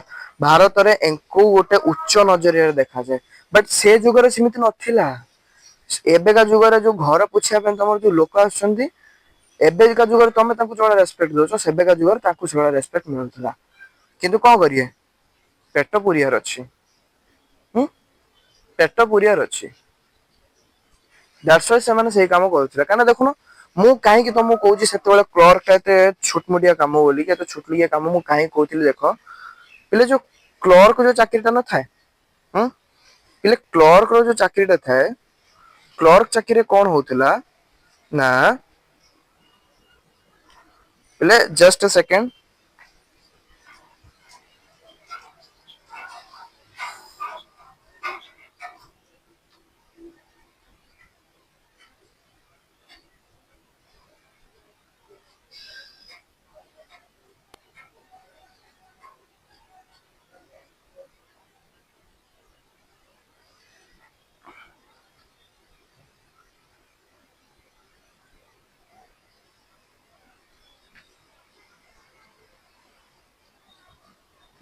ରେଡି। ତ ସେତେବେଳକା ଯୁଗରେ ସେଥିପାଇଁ କଣ ହେଲା ନା, ସେମାନେ ପିଲେ କଣ କରେଇଲେ ଦେଖ, ଯେ ସେମାନେ କହିଲେ, କାହିଁକିନା ଦେଖ ମୁଁ ତମକୁ କାହିଁ କହୁଛି ଜିନିଷଟା, କାହିଁକିନା ଦେଖ ଆମେ ବି ପିଲେ ଗତ କ୍ଲାସରେ ପଢିକି ଆସିଛେ ହେଲା, ଗତ କ୍ଲାସରେ ବି ଆମେ ପଢିକି ଆସିଛେ ଯେ କଣ ହେଲା ନା, ଯେତେବେଳେ କି ଗତ କ୍ଲାସରେ ପିଲା ଆମେ ପଢିକି ଆସିଛେ ଯେ ଯେତେବେଳେ ଇଂରେଜ ବାଲା ହେଲା, ଯେତିକି ବି ଫରେନ ରେ କାମ କରୁଥିଲେ ବା ଯେତିକି ବିଦେଶରେ କାମ କରୁଥିଲେ, ସେମାନେ ସବୁ କଣ କରୁଥିଲେ ନା, ଯେତିକି ସବୁ ହାଇଅର ପୋଷ୍ଟ ସେମାନେ କଣ ନିଜ ଲୋକଙ୍କୁ ଦଉଥିଲେ। ପ୍ରଥମ ଦ୍ୱିତୀୟ ଅଧ୍ୟାୟରେ ଆମେ ପଢିକି ଆସିଛେ, ସ୍ପେଶାଲି ଦ୍ୱିତୀୟ ଅଧ୍ୟାୟରେ ତ ଆମେ ଏଇଟା ବେଶୀ ପଢିଛେ, ଯେ ଯେତେବେଳେ ଇଂରେଜ ମାନେ ଯେତେବେଳେ ଚାକିରି ପାଇଁ ଯେତେବେଳେ ଲୋକଙ୍କୁ ହାୟାର କରୁଥିଲେ, ସେଥିରେ ଯୋଉ ଯେତିକି ସବୁ ହାଇଲି ପୋଷ୍ଟ ବା ଯେତିକି ସବୁ ଉଚ୍ଚ ଅଧିକାରୀ ପୋଷ୍ଟ ବା ଯୋଉ ପୋଷ୍ଟ ଟିକେ ରେସପେକ୍ଟ ବି ଦି ପଇସା ଥିଲା ନା, ସେ ସବୁ କିଛି ଜବ୍ କାହାକୁ ଦଉଥିଲେ, ଇଂରେଜ ବାଲାଙ୍କୁ ଦଉଥିଲେ। ପରବର୍ତ୍ତୀ ସମୟରେ କିନ୍ତୁ ଏଇ ଯୋଉ କାହିଁକିନା ଦେଖ, ସବୁ ଯଦି ଗୋଟେ କଥାରେ ନାଇଁ ନା, ସବୁ ଯଦି ପାଠ ପଢିବା ତାହେଲେ ମୂର୍ଖ ଲୋକ କଣ କରିବେ ନା କଣ। ତ ସେଇଥିପାଇଁ ଏଇ ଯୋଉ କ୍ଲରିକାଲ ପୋଷ୍ଟ ବା ଏଇ ଯୋଉ ତାଠାରୁ ବି ଆହୁରି ଡାଉନ ପୋଷ୍ଟ ଗୁଡା, ସେଗୁଡା ସବୁ ଫାଙ୍କା ରହୁଥିଲା। କାହିଁକିନା ସେଥିରେ ଇଂରେଜ ବାଲା କେହି ବି କାମ କରିବାକୁ ରାଜି ନଥିଲେ। କାରଣ କଣ ଥିଲା ନା, ସେଗୁଡା କଣ ଲୋଅର, ପଇସା କମ, ତା ଦେହରେ ପୁଣି ରେସପେକ୍ଟ ଦି ପଇସାର ନାହିଁ। ବୁଝିପାରୁଛ କି? ତ ସେଇଥିପାଇଁକା ସେମାନଙ୍କୁ କଣ ହେଲା, ସେଗୁଡା ପସନ୍ଦ ହଉନଥିଲା, ସେଗୁଡା ତାଙ୍କୁ ଭଲ ଲାଗୁନଥିଲା। ବୁଝିପାରୁଛ କି? ତ ସେଇଥିପାଇଁ କଣ ହଉଥିଲା ନା, ସେତେବେଳେ କ୍ଲର୍କ ଟା ବହୁତ ଛୋଟଲୋକିଆ କାମ ଥିଲା, ଆଉ ପଇସା ବହୁତ କମ ହଉଥିଲା। ଯେ ଇଂଲଣ୍ଡ ରେ ଚଳିବାଟା ସେତିକି ପଇସାରେ ସମ୍ଭବ ହଉନଥିଲା କୌଣସି ଫ୍ୟାମିଲି ପକ୍ଷେ। ବୁଝିପାରୁଛ କି? କିନ୍ତୁ ସେଇ କାମ ତ କାହାକୁ ନା କାହାକୁ କରିବାର ଥିଲା ନା। ତ ଇଂରେଜ ମାନେ ସେଇଥିପାଇଁ ଭାରତୀୟ ମାନଙ୍କୁ ବଲିକା ବକରା ବନେଇଲେ। କେତେ ଧୂର୍ତ ଦେଖ, ଇଂରେଜ ବାଲା ବି ସେଇଥିପାଇଁ ଭାରତୀୟ ମାନଙ୍କୁ କଣ କଲେ, ବାଲିକା ବକରା ବନେଇଲେ। ନହେଲେ ପିଲେ ତମେ ମାନେ ଗୋଟେ କଥା ଭାବୁନ, ସେ କାହିଁକି ଭାରତୀୟ ମାନଙ୍କୁ କାହିଁକି ଇସୁ ପୋଷ୍ଟରେ ହାୟାର କରୁଥିଲେ। ତାଙ୍କର କଣ କୁଣ୍ଡେଇ ହଉଥିଲା, ସେ ତ ଚାହିଁଥିଲେ ନିଜ ଲୋକ ପାରିଥାନ୍ତେ ନା। ସେ ଯେତିକି ସବୁ କ୍ଲରିକାଲ ପୋଷ୍ଟ ବା ତାଠାରୁ କମ ଯେତିକି ପୋଷ୍ଟ ଗୁଡା, ସେ ସବୁ କଣ କଲେ, ଭାରତୀୟ ମାନଙ୍କୁ ସବୁ ଧରେଇଦେଲେ। କାହିଁକିନା ଭାରତୀୟ ମାନଙ୍କର ସେତେବେଳେ ଇଂଲଣ୍ଡର କିଛି ରେସପେକ୍ଟ ନଥିଲା। କାହିଁକିନା ଭାରତୀୟ ମାନେ ସେତେବେଳେ କଳା ସମ୍ପ୍ରଦାୟ, ତମରି ଭଳିଆ ମୋରି ଭଳିଆ କଳା କୁକୁଟ ସମ୍ପ୍ରଦାୟ ହେଲା। ସେଥିପାଇଁ ଇଂରେଜ ତାଙ୍କୁ ପସନ୍ଦ କରୁନଥିଲେ। ବୁଝିପାରୁଛ କି? ତ ପିଲା ମୁଁ ସେଇଥିପାଇଁ ତମକୁ ଷ୍ଟାର୍ଟିଂରୁ ସେ ଜିନିଷଟା କହିଥିଲି ଯେ କ୍ଲରିକାଲ ପୋଷ୍ଟର ସେଥିପାଇଁ ଭ୍ୟାଲୁ କେତେ ଥିଲା ସେ ଯୁଗରେ। ସେଥିପାଇଁ ତମକୁ ମୁଁ ଟିକେ ଆଗରୁ କହିଥିଲି ଯେ ସେଇଭଳିଆ ଯୋଉ ଛୋଟ ଲୋକ କାମ ଭିତରେ କ୍ଲରିକାଲ ପୋଷ୍ଟଟାକୁ ମୁଁ ପୁରେଇ ଦେଇଥିଲି। କାହିଁକି ପୁରେଇଥିଲି ଜାଣିପାରିଲେ ତ?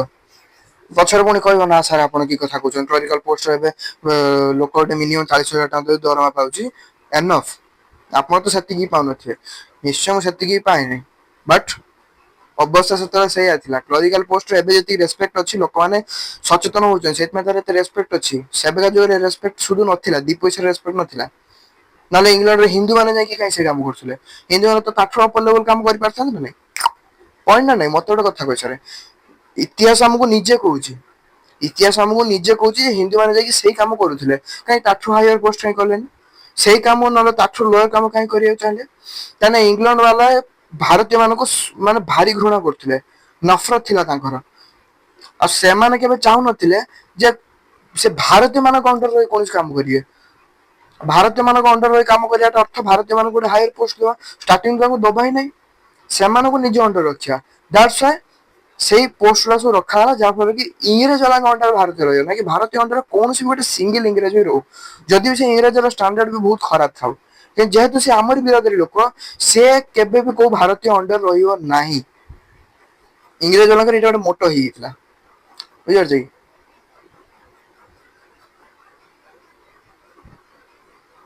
ସେଇଥିପାଇଁକା ମୁଁ ତମକୁ ଷ୍ଟାର୍ଟିଂ ରୁ କହିଥିଲି ଏ ଜିନିଷଟା ୟାକୁ କ୍ଲାରିଫାଏ କରିବା ପାଇଁ। ଦେଖ ମତେ କେତେ ସମୟ ଲାଗିଲାଣି। ଇଂରେଜ ଶାସନ କାଳରେ ସିପାହୀ ମାନଙ୍କୁ ନଗଣ୍ୟ ଦୃଷ୍ଟିରେ ଦେଖା ହଉଥିଲା। ସେମାନଙ୍କ ପ୍ରତି ଉତ୍ତମ ବ୍ୟବହାର ପ୍ରଦର୍ଶନ କରାଯାଉ ନଥିଲା, କାହିଁକିନା ସେମାନଙ୍କୁ ଜଷ୍ଟ ଖାଲି ଭବା ହଉଥିଲା ଇଏ ମାନେ ସବୁ ଖାଲି ଗୁଲାମ, ମାନେ ଏମାନେ ଚାକର ସମ୍ପ୍ରଦାୟର। ରାଜାର ଯାହା ବି କିଛି ଦୌଡ଼ିକି ପଳେଇ ଆସିବେ, ୟାଙ୍କର କିଛି ସେଲ୍ଫ ରେସ୍ପେକ୍ଟ ନାହିଁ। ଏଟା କିଏ ଭାବିଲେ? ଇଂରେଜ ବାଲା ଭାବିଲେ। ଦୂର ସ୍ଥାନକୁ ଯୁଦ୍ଧ କରିବାକୁ ଯିବା ସମୟରେ ସେମାନଙ୍କୁ ଆର୍ଥିକ ସୁବିଧା ଯୋଗାଇ ଦିଆଯାଉ ନଥିଲା। ସେମାନେ ସ୍ୱଳ୍ପ ବେତନ ଭୋଗିଥିଲେ। ଭାରତୀୟ ସୈନ୍ୟ ମାନଙ୍କ ତୁଳନାରେ ଗୋରା ସୈନ୍ୟ ମାନେ ଅଧିକ ସୁବିଧା ସୁଯୋଗ ପାଉଥିଲେ। ସିପାହୀ ମାନେ ତାଙ୍କର ବ୍ୟକ୍ତିଗତ ଧର୍ମ ବିଶ୍ୱାସରେ ସରକାର ଅଯଥା ହସ୍ତକ୍ଷେପ କରୁଛନ୍ତି ବୋଲି କିଏ କହିଲେ? ଏଇଟା ନା ସେମାନେ ସବୁ ଅନୁଭବ କଲେ। କିଏ? ଆଦିବାସୀ ସମ୍ପ୍ରଦାୟର ଲୋକମାନେ। ଯେଉଁ ସିପାହୀ ମାନେ ମଥାରେ ତିଳକ ଲଗାଉଥିଲେ ତାହାକୁ ନିଷିଦ୍ଧ କରାଗଲା, ଯେ ନାଇଁ ମଥାରେ ଯୋଉ ଟୀକା ଲଗଉନ ନା, ଏ ଟୀକା ବି ତମେ ଲଗେଇ ପାରିବନି। ସ୍ଥାନୀୟ ଟୋପି ବା ପଗଡି ପିନ୍ଧା ଉପରେ କଟକଣା କରାଯାଏ। ସାମରିକ ଟୋପି ବାଧ୍ୟତାମୂଳକ କରାହେଲା। ଯଦି ପିନ୍ଧିବାର ଅଛି ଆମ ଟୋପି ପିନ୍ଧ, ଆମର ସୈନିକ ଟୋପି ପିନ୍ଧ। ଯୋଉ ସୈନିକ ମାନେ କି ଆମ ଯୋଉ ସୈନିକ ମାନେ ଯୋଉମାନେ କି ଆମ ପାଇଁକା କଣ ଗୁଲାମୀ କରୁଛନ୍ତି, ଆମ ପାଇଁ ଚାକର ଭଳିଆ ବିହେଭ କରୁଛନ୍ତି, ତମମାନେ ବି ସେଇ ପଗଡି ପିନ୍ଧ ବା ସେଇ ଟୋପି ପିନ୍ଧ। ଯଦି ତମକୁ ଏତେ ଟୋପି କି ପଗଡି ପିନ୍ଧିବାର ସଉକ ଅଛି ତ ସେଇ ଟୋପି ପିନ୍ଧ, ଯାହାଫଳରେ ତମକୁ ଜଣା ପଡିବ ଯେ ହଁ ତମମାନେ ଆମର ରକ୍ଷା କରିବା ପାଇଁ ରହିଛ, ହେଲା। ଇଂରେଜ ମାନଙ୍କ ରକ୍ଷା କରିବା ପାଇଁ ତମମାନେ ରହିଛ, ତ ସେଇଟା ହଉଛି ସିମ୍ବଲ କୋଉଟା, ସେଇ ଟୋପିର। ତ ଆମ ସାମରିକ ଟୋପି ଗୁଡିକ ତମେ ପିନ୍ଧ। ତମ ସ୍ଥାନୀୟ ଟୋପି ବା ପଗଡି ପିନ୍ଧିବାର କୌଣସି ଆବଶ୍ୟକତା ନାହିଁ, ହେଲା। କାହିଁକିନା ପିଲା ସେତେବେଳେ ଯୋଉ ଟୋପି ବା ପଗଡି ପିନ୍ଧୁଥିଲା ତାକୁ ଗୋଟେ ଅଲଗା ନଜରରେ ଦେଖାଉଥିଲା, ତା ମାନେ ରେସପେକ୍ଟ ତାର ଗୋଟେ ଅଲଗା ପ୍ରକାର ଥିଲା। ଇଂରେଜ ମାନେ ସହିପାରୁନଥିଲେ ନା। ସମୁଦ୍ର ପାରି ହେଲେ ଜାତି ଯାଏ ବୋଲି ଭାରତୀୟ ମାନଙ୍କର ଧାରଣା ଥିଲା। ସମୁଦ୍ର ପାର ହୋଇ ଦେଶ ବାହାରେ ଯୁଦ୍ଧ କରିବା ପାଇଁ ଯିବାକୁ ଆଇନ ପ୍ରଣୟନ କରି ବାଧ୍ୟ କରାଗଲା।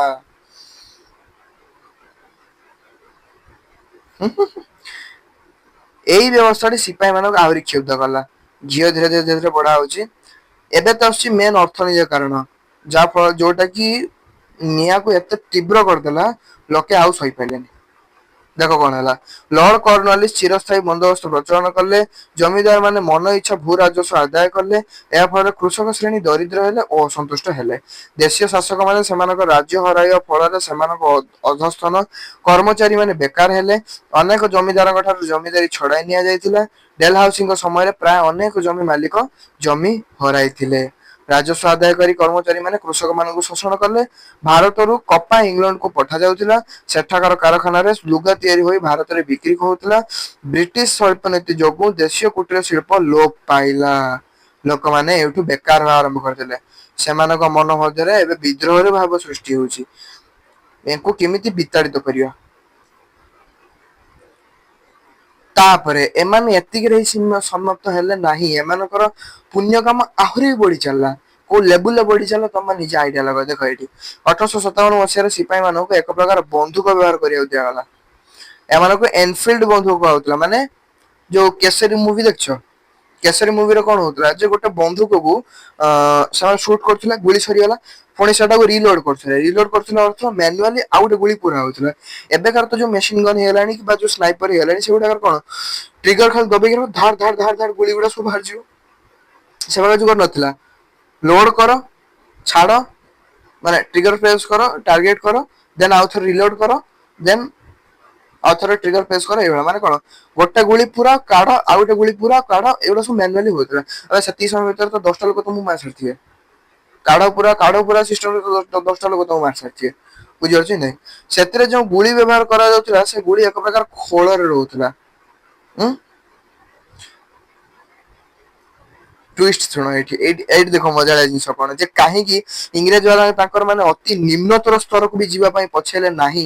ଭାରତୀୟ ମାନଙ୍କୁ ସେମାନେ ଯଦି ବି ଅସମ୍ମାନ କରୁଥିଲେ, ବଟ ଭାରତୀୟ ମାନଙ୍କୁ ନିଚା ଦେଖେଇବା ପାଇଁ ସେମାନେ କୋଉ ସ୍ତର ପର୍ଯ୍ୟନ୍ତ ଖସି ଯାଇ ପାରନ୍ତି, ସେଇ ଜିନିଷ ଦେଖ, ସେଇ ଖୋଳରେ ଗାଈ ଓ ଘୁଷୁରୀ ଚର୍ବିର ଲେପ ଦିଆ ହଉଥିଲା। ସରିଗଲାଣି। ଭାବ ତମେ ମାନେ ଆଜି ବି ସେଇ ଗାଈ ହଉ କି ଘୁଷୁରୀ ଛାଡ, ଗାଈ ମାନଙ୍କୁ ଆଜି ବି ତମେ ମାନେ ଗୋ ମାତା ରୂପରେ ପାଳୁଛ, ମୁଁ ବି ପାଳୁଛି, ତମ ମାନେ ବି ପାଳୁଛ, ଦେଶ ସାରା ସମସ୍ତ ଲୋକ ପାଳୁଛନ୍ତି ଗାଈକୁ ଗୋମାତା ରୂପରେ ଆଖ୍ୟା ଦିଆହଉଛି। ସେଇ ଗୋମାତାକୁ ତମେ ମାରିକି ତାରି ଚମଡାରେ ଗୁଳି ତିଆରି କରିକି ତାକୁ, ସେ ଗୁଳିକୁ ବି ଗୁଳି ତିଆରି ହେଲା ଠିକ ଥିଲା, କିନ୍ତୁ ସେ ଗୁଳିକୁ ଅବସ୍ଥାରେ ଆହୁରି ଖରାପ କେତେବେଳେ ହେଲା ଜାଣିଛ ନା? ଦେଖ, ବନ୍ଧୁକରେ ବ୍ୟବହାର ପୂର୍ବରୁ ସେଇ ଖୋଳକୁ ସିପାହୀ ମାନଙ୍କୁ ଦାନ୍ତରେ ଛିଡାଇବାକୁ ପଡୁଥିଲା। ମାନେ ଗାଈ ଚମଡାକୁ ସେ ତା ଦାନ୍ତରେ ଛିଡେଇକି ଇଏ କରିବାକୁ ପଡୁଥିଲା। ମାରି ତ ଦେଲ, ଗାଈକୁ ମାରି ଦେଇକି ତା ଚମଡାରେ ଗୁଳି ବି ତିଆରି କଲ, ପୁଣି ସେ ଗୁଳିକୁ ଯଦି ଫୁଟେଇବାର ଅଛି ଦାନ୍ତରେ କେତେ ସେ ଖୋଳକୁ ଛିଡେଇବାକୁ ପଡିବ, ପୁଣି ସେ ଖୋଳଟା ଗାଈ ଚମଡାରେ ତିଆରି। ଲାଗିବ ଭାବ, ମାନେ ଭାରି ହୀନ ଅବସ୍ଥା, ଅତ୍ୟନ୍ତ ହୀନ ଅବସ୍ଥା ଥାଏ ଜାଣିଛ ନା? ତାଠୁ ଆହୁରି ଖରାପ ଅବସ୍ଥା ହେଇଗଲା। ମାନେ ତମେ ନିଜେ କୁହ, ତମେ ଏବେ ନିଜେ କୁହ, ତମେ ଯଦି ଇଂରେଜ ମାନଙ୍କ ଯୁଗରେ ଥାନ୍ତ, ତମକୁ ରାଗ ମାଡନ୍ତା ନା ନାଇଁ କୁହନି? ରାଗ ମାଡନ୍ତା ନା ନାଇଁ? ତମେ ମାନେ ନିଜେ ତମେ ଆଇଡିଆ ଲଗାଅ, ଯାହାକୁ ତମେ ଦେବତା ପରି ପୂଜା କରୁଛ, ତାରି ଚମଡାକୁ ଲାଷ୍ଟକୁ ତମକୁ ଦାନ୍ତକୁ ଛିଡେଇବାର ଅବସ୍ଥା ପଳେଇ ଆସୁଛି। ତାହେଲେ କୁହ ଏଇଟା ରାଗ ମାଡିବ ନା ମାଡିବନି? ମତେ ତ ପୁରା ଦେହ ଜଳି ଯାଉଛି ମୋର। ଉଭୟ ହିନ୍ଦୁ ଓ ମୁସଲମାନ ସମ୍ପ୍ରଦାୟର ସିପାହୀ ମାନେ ସେମାନଙ୍କର ଧର୍ମ ଉପରେ ଇଂରେଜ ମାନେ ହସ୍ତକ୍ଷେପ କରୁଛନ୍ତି ବୋଲି ଅନୁଭବ କଲେ। ଏଇଟା ତ ବେଶୀ ହେଲାଣି ଏବେ। ଆମ ଉପରେ ଶାସନ କର ଠିକ ଅଛି, ବଟ ଏତେ ଆମ ସହିତ ଖେଳିବାଟା ତ ଠିକ ନୁହେଁ ନା। ତେଣୁ ସେମାନେ ଏନଫିଲ୍ଡ ବନ୍ଧୁକ ବ୍ୟବହାରକୁ ବିରୋଧ କଲେ। ନାଇଁ ତମ ରକ୍ଷା କରିମୁ ତ ସେତେବେଳେ ସ୍ତରର, ବଟ ଆମେ ଏ ଜିନିଷ ବ୍ୟବହାର କରିବୁନି। ଆଉ ଏ ଜିନିଷ ବ୍ୟବହାର ନ କଲେ ତ ଶତ୍ରୁ ଇଜିଲି ତମକୁ ପରାସ୍ତ କରିଦବ ନା। ଧନୁତୀର ତ ଯୋଉ ସମୟ ଲାଗୁଛି, ବନ୍ଧୁକରେ ତାଠାରୁ କମ ସମୟ ଲାଗେ ନା ଏନିମିକୁ ମାରିବା ପାଇଁ। ବୁଝିପାରୁଛ କି ନାଇଁ? ଆଉ ଏମାନେ ବନ୍ଧୁକ ନେବାକୁ ମନା କରିଥିଲେ। ଆଉ ସେତେବେଳେ ଗୋଟିଏ ବନ୍ଧୁକ ଯୋଉଟା ଥିଲା, ଯୋଉଟା କି ସମସ୍ତେ ବ୍ୟବହାର କରୁଥିଲେ। ଆଉ ଏଇ ବନ୍ଧୁକର ଗୁଳିଟା ବି ସମସ୍ତେ ପାଇଥିଲା, ବଟ ଗୁଳିଟା ହିଁ ଏମିତି ଥିଲା, କଣ କରିବ? ଦେହ ଜଳି ଉଠିବ ନା ନାଇଁ ମତେ କୁହ? ଏତେ ତଳକୁ ଖସି ପାରିବ ନା? 1857 ମାର୍ଚ୍ଚ ମାସ 29 ତାରିଖ ଦିନ ସିପାହୀ ମଙ୍ଗଳ ପାଣ୍ଡେ ବଙ୍ଗର ବାରିକପୁର ଠାରେ ଏନଫିଲ୍ଡ ବନ୍ଧୁକ ବ୍ୟବହାର କରିବାକୁ ସ୍ପଷ୍ଟ ମନା କରିଥିଲେ। ଏଇ ଇଂରେଜ ଅଫିସର ତାଙ୍କୁ ବାଧ୍ୟ କରିବାରୁ ସେ ରାଗି ଯାଇ ସେଇ ବନ୍ଧୁକରେ ଇଂରେଜ ଅଫିସରଙ୍କୁ ହତ୍ୟା କରିଦେଲେ। ବାଃ, ଏଇ ତ ଗୋଟେ କାମ ହେଇଛି ଏ ସମୟ ପରେ। ମଙ୍ଗଳ ପାଣ୍ଡେ ହତ୍ୟା ଅପରାଧରେ ଅଭିଯୁକ୍ତ ହୋଇ ମୃତ୍ୟୁ ଦଣ୍ଡରେ ଦଣ୍ଡିତ ହେଲେ। ସେଇ ବର୍ଷ ମେ ମାସ 10 ତାରିଖ ଦିନ ମିରଟର ସିପାହୀ ମାନେ ମଧ୍ୟ ସେଇ ବନ୍ଧୁକ ବ୍ୟବହାର କରିବାକୁ ମନା କଲେ। ଏହା 1857 ଇଂରେଜ ମାନଙ୍କ ବିରୋଧରେ ବିଦ୍ରୋହର ସ୍ଫୁଲିଙ୍ଗ ରୂପେ କାର୍ଯ୍ୟ କଲା ଏବଂ ଅତି ଶୀଘ୍ର ବିଦ୍ରୋହର ବହ୍ନି ଦେଶର ବିଭିନ୍ନ ଅଞ୍ଚଳକୁ ବ୍ୟାପିଗଲା। ସମସ୍ତେ ଜାଣିଗଲ ରିଆଲିଟି କଣ? ବିଦ୍ରୋହୀ ମାନେ ଇଂରେଜ କର୍ମଚାରୀଙ୍କୁ ଧୀରେ ଧୀରେ ହତ୍ୟା କରିବା ଆରମ୍ଭ କରିଥିଲେ। ଆମକୁ ଫୋର୍ସ କରୁଛ ତ, ତମେ ସିନା ଥିଲେ ଆମକୁ ଫୋର୍ସ କରିବ, ତାଙ୍କୁ ବି ଗୋଡେଇ ଦେଲେ। ସେମାନେ ସେମାନଙ୍କର ଘର ପୋଡି ପକେଇଲେ। କିଏ? ଆଦିବାସୀ ମାନେ ଇଂରେଜ ବାଲାଙ୍କ ଘର ପୋଡି ପକେଇଲେ ହେଲା। ବୃଦ୍ଧ ମୋଗଲ ସମ୍ରାଟ ଦ୍ୱିତୀୟ ବାହାଦୁର ଶାହ ଜାଫରଙ୍କୁ ବିଦ୍ରୋହୀ ମାନେ ଭାରତ ସମ୍ରାଟ ବୋଲି ଘୋଷଣା କରିଦେଲେ। ତମେ ଭାରତର ମାଲିକ, ତମେ ତେଣିକି ଯାହା କରିବ କରିବ। ଏହି ବିଦ୍ରୋହ ମହାରାଷ୍ଟ୍ର, ମଧ୍ୟ ଭାରତ, ରାଜପୁତନା ଓ ବହାରକୁ ନେଇ ବ୍ୟାପିଗଲା। ଦିଲ୍ଲୀ, ଲକ୍ଷ୍ନୌ, କାନପୁର, ବରେଲି, ଝାନ୍ସୀରେ ଏହି ବିଦ୍ରୋହ ଆହୁରି ବ୍ୟାପକ ରୂପ ନେଲା। କାନପୁରରେ ନାନା ସାହେବ ଓ ତାଙ୍କ ମନ୍ତ୍ରୀ ତାନ୍ତ୍ୟା ତୋପେ ସଂଗ୍ରାମର ନେତୃତ୍ୱ ନେଲେ। ଝାନ୍ସୀ ରାଣୀ ଲକ୍ଷ୍ମୀ ବାଇ ମଧ୍ୟ ବିଦ୍ରୋହର ନେତୃତ୍ୱ ନେଇଥିଲେ ହେଲା। ସବୁ କହିଲେ ନାଇଁ ଆମେ ହିଁ ମାରିଦେଇକି ଛାଡିଦବୁ ୟାଙ୍କୁ। ଓଡିଶାରେ ସମ୍ବଲପୁର ବୀର ସୁରେନ୍ଦ୍ର ସାଏ ଏହି ବିଦ୍ରୋହରେ ମଧ୍ୟ ଯୋଗ ଦେଇଥିଲେ। ଓଡିଶା ବାସୀ କୋଉ କମ ନୁହନ୍ତି। 1857 ସିପାହୀ ବିଦ୍ରୋହ ବେଳେ ଲର୍ଡ କ୍ୟାନିଂ ଭାରତର ଗଭର୍ଣ୍ଣର ଜେନେରାଲ ଥିଲେ। ବିଦ୍ରୋହ ଦମନ କରିବାକୁ ସେ ଆପ୍ରାଣ ଉଦ୍ୟମ କରିଥିଲେ। ଏଥିପାଇଁ ପଞ୍ଜାବ, ନେପାଳ, ହାଇଦ୍ରାବାଦ ଆଦିର ଶାସକ ମାନେ ଲର୍ଡ କ୍ୟାନିଂଙ୍କୁ ସାହାଯ୍ୟ କରିବା ପାଇଁ ସୈନ୍ୟ ପଠାଇଥିଲେ। ଦିଲ୍ଲୀରେ ବିଦ୍ରୋହ ଦମନ କରାଯାଇ ମୋଗଲ ସମ୍ରାଟ ଦ୍ୱିତୀୟ ବାହାଦୁର ଶାହ ଜାଫରଙ୍କୁ ବନ୍ଦୀ କରାଗଲା। ତାଙ୍କୁ ମିଆଁମାର ରେଙ୍ଗୁନ ସ୍ଥିତ ମାଣ୍ଡାରେ ଜେଲରେ ବନ୍ଦୀ କରି ରଖାଗଲା। ସେ ଥିଲେ ଭାରତର ଶେଷ ମୋଗଲ ସମ୍ରାଟ। ମୋଗଲ ସମ୍ରାଟ ସେତେବେଳେ ଅନ୍ତ ହେଇନଥିଲା, ଜଷ୍ଟ ଲୁଚିକି ରହିଥିଲା। ଏଇଠି ମୋଗଲ ସମ୍ରାଟ ସରିଗଲା। ଶେଷ ଯୋଉ ଲୋକଟା ଥିଲା ସିଏ ଚାଲିଗଲା। କାନପୁର ଠାରେ ନାନା ସାହେବ ପରାସ୍ତ ହୋଇ ନେପାଳର ଜଙ୍ଗଲ ଅଞ୍ଚଳକୁ ପଳାୟନ କଲେ। ଯୁଦ୍ଧ କ୍ଷେତ୍ରରେ ରାଣୀ ଲକ୍ଷ୍ମୀବାଇ ପ୍ରାଣ ହରାଇଲେ। ତାନ୍ତ୍ୟା ତୋପେ ପରାସ୍ତ ହୋଇ ବନ୍ଦୀ ହେଲେ। ଜଗଦିଶପୁରର କର୍ଣ୍ଣଆର ସିଂ ନିହତ ହେଲେ। ଏହିପରି ଭାବରେ ବିଦ୍ରୋହ ବିଫଳ ହୋଇଥିଲା। ଏହି ମହାନ ବିଦ୍ରୋହକୁ ଭାରତର ପ୍ରଥମ ସ୍ଵାଧୀନତା ସଂଗ୍ରାମ ବୋଲି କୁହାଯାଏ। ହାଲାକି ଏଇ କଣ, ଏଇଟା ସଫଳ ହେଇପାରିଲାନି, କିନ୍ତୁ ଉଦ୍ୟମ ବଢିଆ ଥିଲା। ଉଦ୍ୟମ ବଢାଇଥିଲା ଇଂରେଜ ମାନଙ୍କୁ ଭାରତୀୟ ମାନଙ୍କ ପାୱାର ଟା ରିଅଲାଇଜ କରିବା ପାଇଁ ଏନଫ ଥିଲା ସେତିକି। ଅବଶ୍ୟ ଜିତି ପାରିଲେନି ବଟ୍ ଇଂରେଜ ମାନଙ୍କୁ ରିଅଲାଇଜ ହେଇଗଲା ଯେ ଭାରତୀୟ ମାନଙ୍କୁ ସାଙ୍ଗରେ ଯଦି ବେଶୀ ଯଦି ମସ୍ତି କରିବ ଅବସ୍ଥା କଣ ହବ ସେଟା ସେମାନେ ଇଏ କରୁଥିଲେ ରିଅଲାଇଜ କରୁଥିଲେ। ବିଲାତରେ ଇଂରେଜ ସରକାର ଜାଣିପାରିଲେ ଯେ ଭାରତୀୟ ମାନେ ବିଦ୍ରୋହାଭିମୁଖୀ କଥା କଥାରେ ଖାଲି ବିଦ୍ରୋହ ହେଉଠି ହଉଛି ତାଙ୍କର। ସେମାନେ ଇଷ୍ଟ ଇଣ୍ଡିଆ ସରକାରଙ୍କର କିଛି ଦୋଷ ଦୁର୍ବଳତା ଥିବାର ବି ମଧ୍ୟ ଅନୁଭବ କଲେ କାରଣ ତାଳି ଗୋଟେ ହାତ ବାଜେନି। ଇଏ ବାର ବାର ବିଦ୍ରୋହ କାହିଁ କରୁଛନ୍ତି ରାଜା ମାନେ ବି ତ ଶାସନ କରୁଥିଲା ନା ଆମେ ମାନେ ଖାଲି କଣ ବିଦେଶୀ ଆମେ ମାନେ ବି ଶାସନ କରୁଛୁ ତ ସେମାନେ ଶାସନ କରୁଥିଲେ କିଛି ହଉନଥିଲା ଆମ ମାନେ ଶାସନ କରୁଛୁ କାହିଁ ଏତେ କିଛି ହଉଛି। ତ ସେମାନେ ସେଥିପାଇଁ କଣ କଲେ ନା ନିଜ ଲୋକମାନଙ୍କ ଭିତରେ କି ପଏଣ୍ଟ ଖୋଜିବାକୁ ଚେଷ୍ଟା କଲେ ଯେ କଣ ଆଖି ପ୍ରୋବ୍ଲେମ ଅଛି ଯାହା ଫଳରେ କି ଭାରତୀୟ ମାନେ ଏତେ ବିଦ୍ରୋହ ବିମୁଖୀ ହେଇଯାଉଛନ୍ତି କାହିଁ ସେତେବେଳେ ରାଜା ମାନଙ୍କ ଉପରେ ଶାସନ କରୁଥିଲେ କାହିଁ ଏତେ ବିଦ୍ରୋହ କରୁନଥିଲେ। ଇଂରେଜ ମାନଙ୍କ ପାଖରେ ଯଦି ବି ସେ ରାଜ୍ୟ ମାନଙ୍କ ପାଖରେ ଅଧିକ ପାୱାର ଥିଲା ତାପରେ ବି ପାୱାର ଥାଇକି ବି ଭାରତୀୟ ଲୋକମାନେ କାହିଁକି ଇଂରେଜ ମାନଙ୍କ ବିରୁଦ୍ଧରେ ଯୁଦ୍ଧ କରୁଥିଲେ ଯଦି ବି ସେ ଯୁଗରେ ରାଜା ମାନଙ୍କ ପାଖରେ ଏତେ ପାୱାର ନଥିଲା କିନ୍ତୁ ରାଜା ମାନଙ୍କୁ ସେମାନେ ଭାରି ସମ୍ମାନ ଦଉଥିଲେ କାହିଁକି ଦଉଥିଲା ଦେଖ ତେଣୁ 1858 କମ୍ପାନୀ ହାତରୁ ବିଲାତ ସରକାରଙ୍କ ହାତକୁ କ୍ଷମତା ଆଣିବା ପାଇଁ ଆଇନ ପ୍ରଣୀତ ହେଲା। କହିଲେ ନାଇଁ ଇଏ ସବୁ ଭାରତରେ ରହିକି ଅନ୍ଧାଧୁନ୍ଦ ଶାସନ କରୁଛନ୍ତି ଏଙ୍କ ଉପରେ ଭରସା ନାହିଁ। ସେଇଥିପାଇଁ କଣ କଲେ ନା ଏଙ୍କର ସବୁ କିଛି ଶାସନ ଭାର ଚାଲିଗଲା କୋଉଠି ବିଲାତକୁ ଆଉ ଇଣ୍ଡିଆରେ କିଛି ବୁଝାବୁଝି ହେଲାନି ବାହାରେ ତାଙ୍କ ନିଜ ଦେଶରେ ସବୁ କିଛି ବୁଝାବୁଝି ହେଲା। ଯେ ଯୋଉଭଳିଆ ତାଙ୍କ ନିଜ ଦେଶରେ ତ ଅନ୍ୟାୟ କରିବେ ନା ସେମାନେ ନ୍ୟାୟ କରିବେ। ତ ଭାରତୀୟ ମାନଙ୍କର ବି ସେଇଠିକି ସବୁ କଥା ବୁଝା ଯିବ ହେଲା। ସେଇ ଜିନିଷଟା ସେମାନେ ରିଅଲାଇଜ କଲେ ଆଉ ସେଇଥିପାଇଁ ଇଷ୍ଟ ଇଣ୍ଡିଆ କମ୍ପାନୀ ହାତରୁ ବିଲାତ ସରକାରଙ୍କ ହାତକୁ ଗଲା କୋଉଟା ଭାରତର ସବୁ କିଛି ବୁଝାବୁଝି କାମ ହେଲା।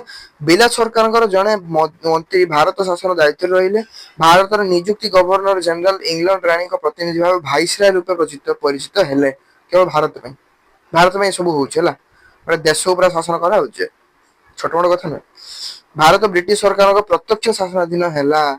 ଇଂଲଣ୍ଡର ରାଣୀ ଭିକ୍ଟୋରିଆ ଭାରତ ଶାସନ କ୍ଷମତା ହାତକୁ ନେଲେ ବୋଲି ଆହ୍ଲାବାଦରେ 1858 ନଭେମ୍ବର 1 ତାରିଖରେ ଏକ ଘୋଷଣା ପତ୍ର ପାଠ କଲେ। ତ ସେ ଘୋଷଣା ପତ୍ରରେ କିଛି ନିୟମ ଉଲ୍ଲେଖ ଥିଲା କଣ ନିୟମ ସେଗୁଡାକ ଟେନସନ ନିଅ ଖାଣ୍ଟି ଓଡିଆରେ ବି ଲେଖା ହେଇଥିଲା ଏବେ ଯୋଉଟା ତମେ ଦେଖୁଛ ସେବେ ବି ସେଇଭଳିଆ ଓଡିଆରେ ହିଁ ଲେଖା ହେଇଥିଲା ଯାହାଫଳରେ ଲୋକମାନେ ବୁଝିପାରିବେ। ଦେଖ କଣ କଣ ନିୟମ ଥିଲା। କମ୍ପାନୀ ଶାସନ କାଳରେ ଦେଶୀୟ ରାଜ୍ୟ ମାନଙ୍କ ସହିତ ହୋଇଥିବା ଚୁକ୍ତି ଅପରିବର୍ତ୍ତିତ ରହିବ। କାରଣ ଦେଶୀୟ ରାଜା ମାନେ ବି କୁଣ୍ଡେଇ ହଉଥିଲା ସେମାନେ ନିଜେ ନିଜେ ଯାଇକି ନିୟମ ଗୁଡିକ ସବୁ ଉଲ୍ଲେଖ କରାଇଛନ୍ତି ତ ସେ ନିୟମରେ କିଛି ପରିବର୍ତ୍ତନ କରାଯିବନି। ଦେଶୀୟ ରାଜା ମାନେ ନିଜେ ସେଇ ନିୟମ ପ୍ରତ୍ୟକ୍ଷ କରୁଛନ୍ତି ଆଉ ନିଜେ ହିସାବରେ ସେଇ ବେସିସରେ ଇଂରେଜ ମାନେ ଶାସନ କରୁଛନ୍ତି ତ ତାଙ୍କ ହିସାବରେ କିଛି କରିହବନି। ଦେଶୀୟ ରାଜା ମାନଙ୍କର କ୍ଷମତା ପଦମର୍ଯ୍ୟାଦା ଓ ଏବଂ ସମ୍ମାନ ଅକ୍ଷୁର୍ଣ୍ଣ ରହିବ ହେଲା।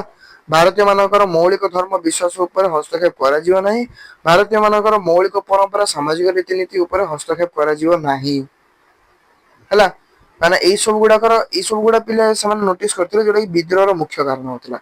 ଜାତି ଧର୍ମ ବର୍ଣ୍ଣ ନିର୍ବିଶେଷରେ ଭାରତୀୟ ମାନଙ୍କୁ ଯୋଗ୍ୟତା ଭିତ୍ତିକ ନିଯୁକ୍ତି ଦିଆଯିବ। ଏଇ ଜିନିଷ ଟା ଦରକାର ଥିଲା। ମୁଁ ଯୋଉ ଟିକେ ଆଗରୁ ଏତେ ପ୍ରବଚନ ଦେଲି ଏଇ ଜିନିଷ ଟା ଦରକାର ଥିଲା। ଏବେ ଏଇ ଜିନିଷ ଯୋଉ ଲାଗୁ ହେଲା ତାପରେ ବି ଆତ୍ମଶାନ୍ତି ହେଲାନି ଲୋକମାନଙ୍କର ଦେଖ ଆହୁରି କଣ କଲେ।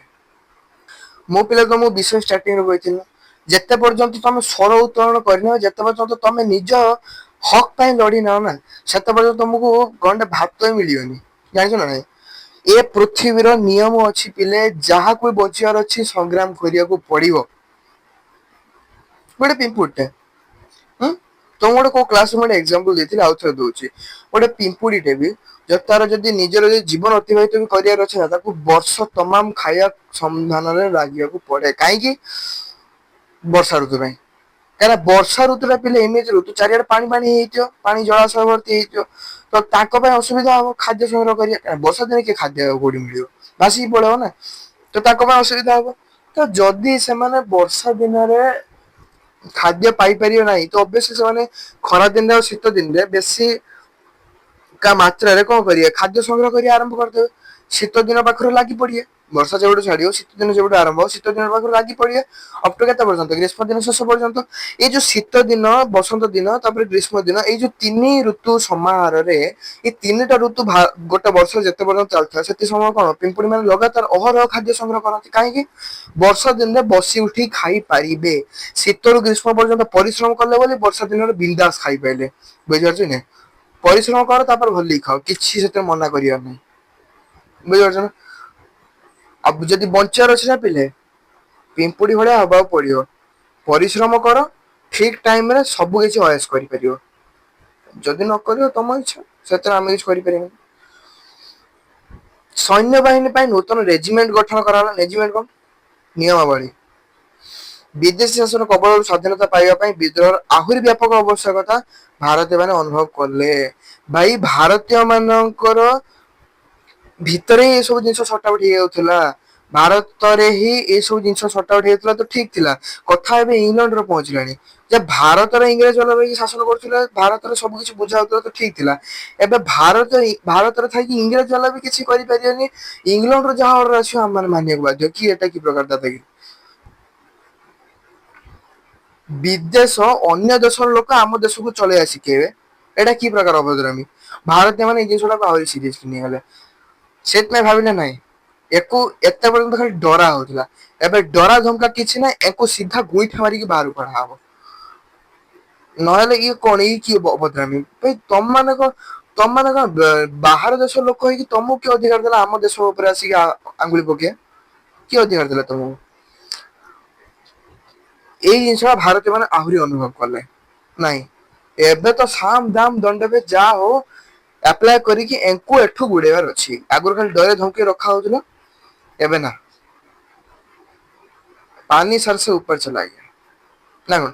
ହୁଁ। 1857 ଓଡିଶା ବାଲା ବି କିଛି କହୁନଥିଲେ। ଦେଖ ସେମାନେ କଣ କଲେ। ଓଡିଶା ବାଲାଙ୍କର ଏଥିରେ ଭୂମିକା କଣ ଦେଖ। 1857 ଜାତୀୟ ବିଦ୍ରୋହ କାଳରେ ଭାରତର ଅନ୍ୟାନ୍ୟ ଅଞ୍ଚଳ ପରି ଓଡିଶାରେ ମଧ୍ୟ ଉଲ୍ଲେଖନୀୟ ଐତିହାସିକ ଘଟଣା ଘଟିଲା। କେମିତି କୋଉ କୋଉ ଘଟଣା ଘଟିଲା? ଏଇ ସମୟରେ ବୀର ସୁରେନ୍ଦ୍ର ସାଏଙ୍କ ଭୂମିକା ଅତି ଗୁରୁତ୍ୱପୂର୍ଣ୍ଣ, ଯୋଉଟା ଆମେ ଟିକେ ଆଗରୁ ପଢିକି ଆସିଲେ। ଓଡିଶା ବାସୀଙ୍କ ତରଫରୁ ଆମେ ଗୋଟିଏ ନାଁ ଶୁଣିବାକୁ ପାଇଥିଲେ, ବୀର ସୁରେନ୍ଦ୍ର ସାଏ। କାହିଁକି? ଓଡିଶାର କଣ ଆଉ କିଛି ଲୋକ କାମ କରୁନଥିଲେ? ବଟ ବୀର ସୁରେନ୍ଦ୍ର ନାଁ ଟା କାଇଁ ଷ୍ଟାର୍ଟିଂ ରୁ ନିଆ ହେଲା? ଯୋଉ ଭଳିଆ ପିଲା ବିଷୟରେ ଷ୍ଟାର୍ଟିଂରୁ ଜୟରାଜ ଗୁରୁଙ୍କ ନାଁ ଥିଲା, ମଝିରେ ଆମେ ପଢିଲା ବେଳେ ବୀର ସୁରେନ୍ଦ୍ର ସାଏଙ୍କ ନାଁ ବି ମଝିକୁ ଆସିଥିଲା।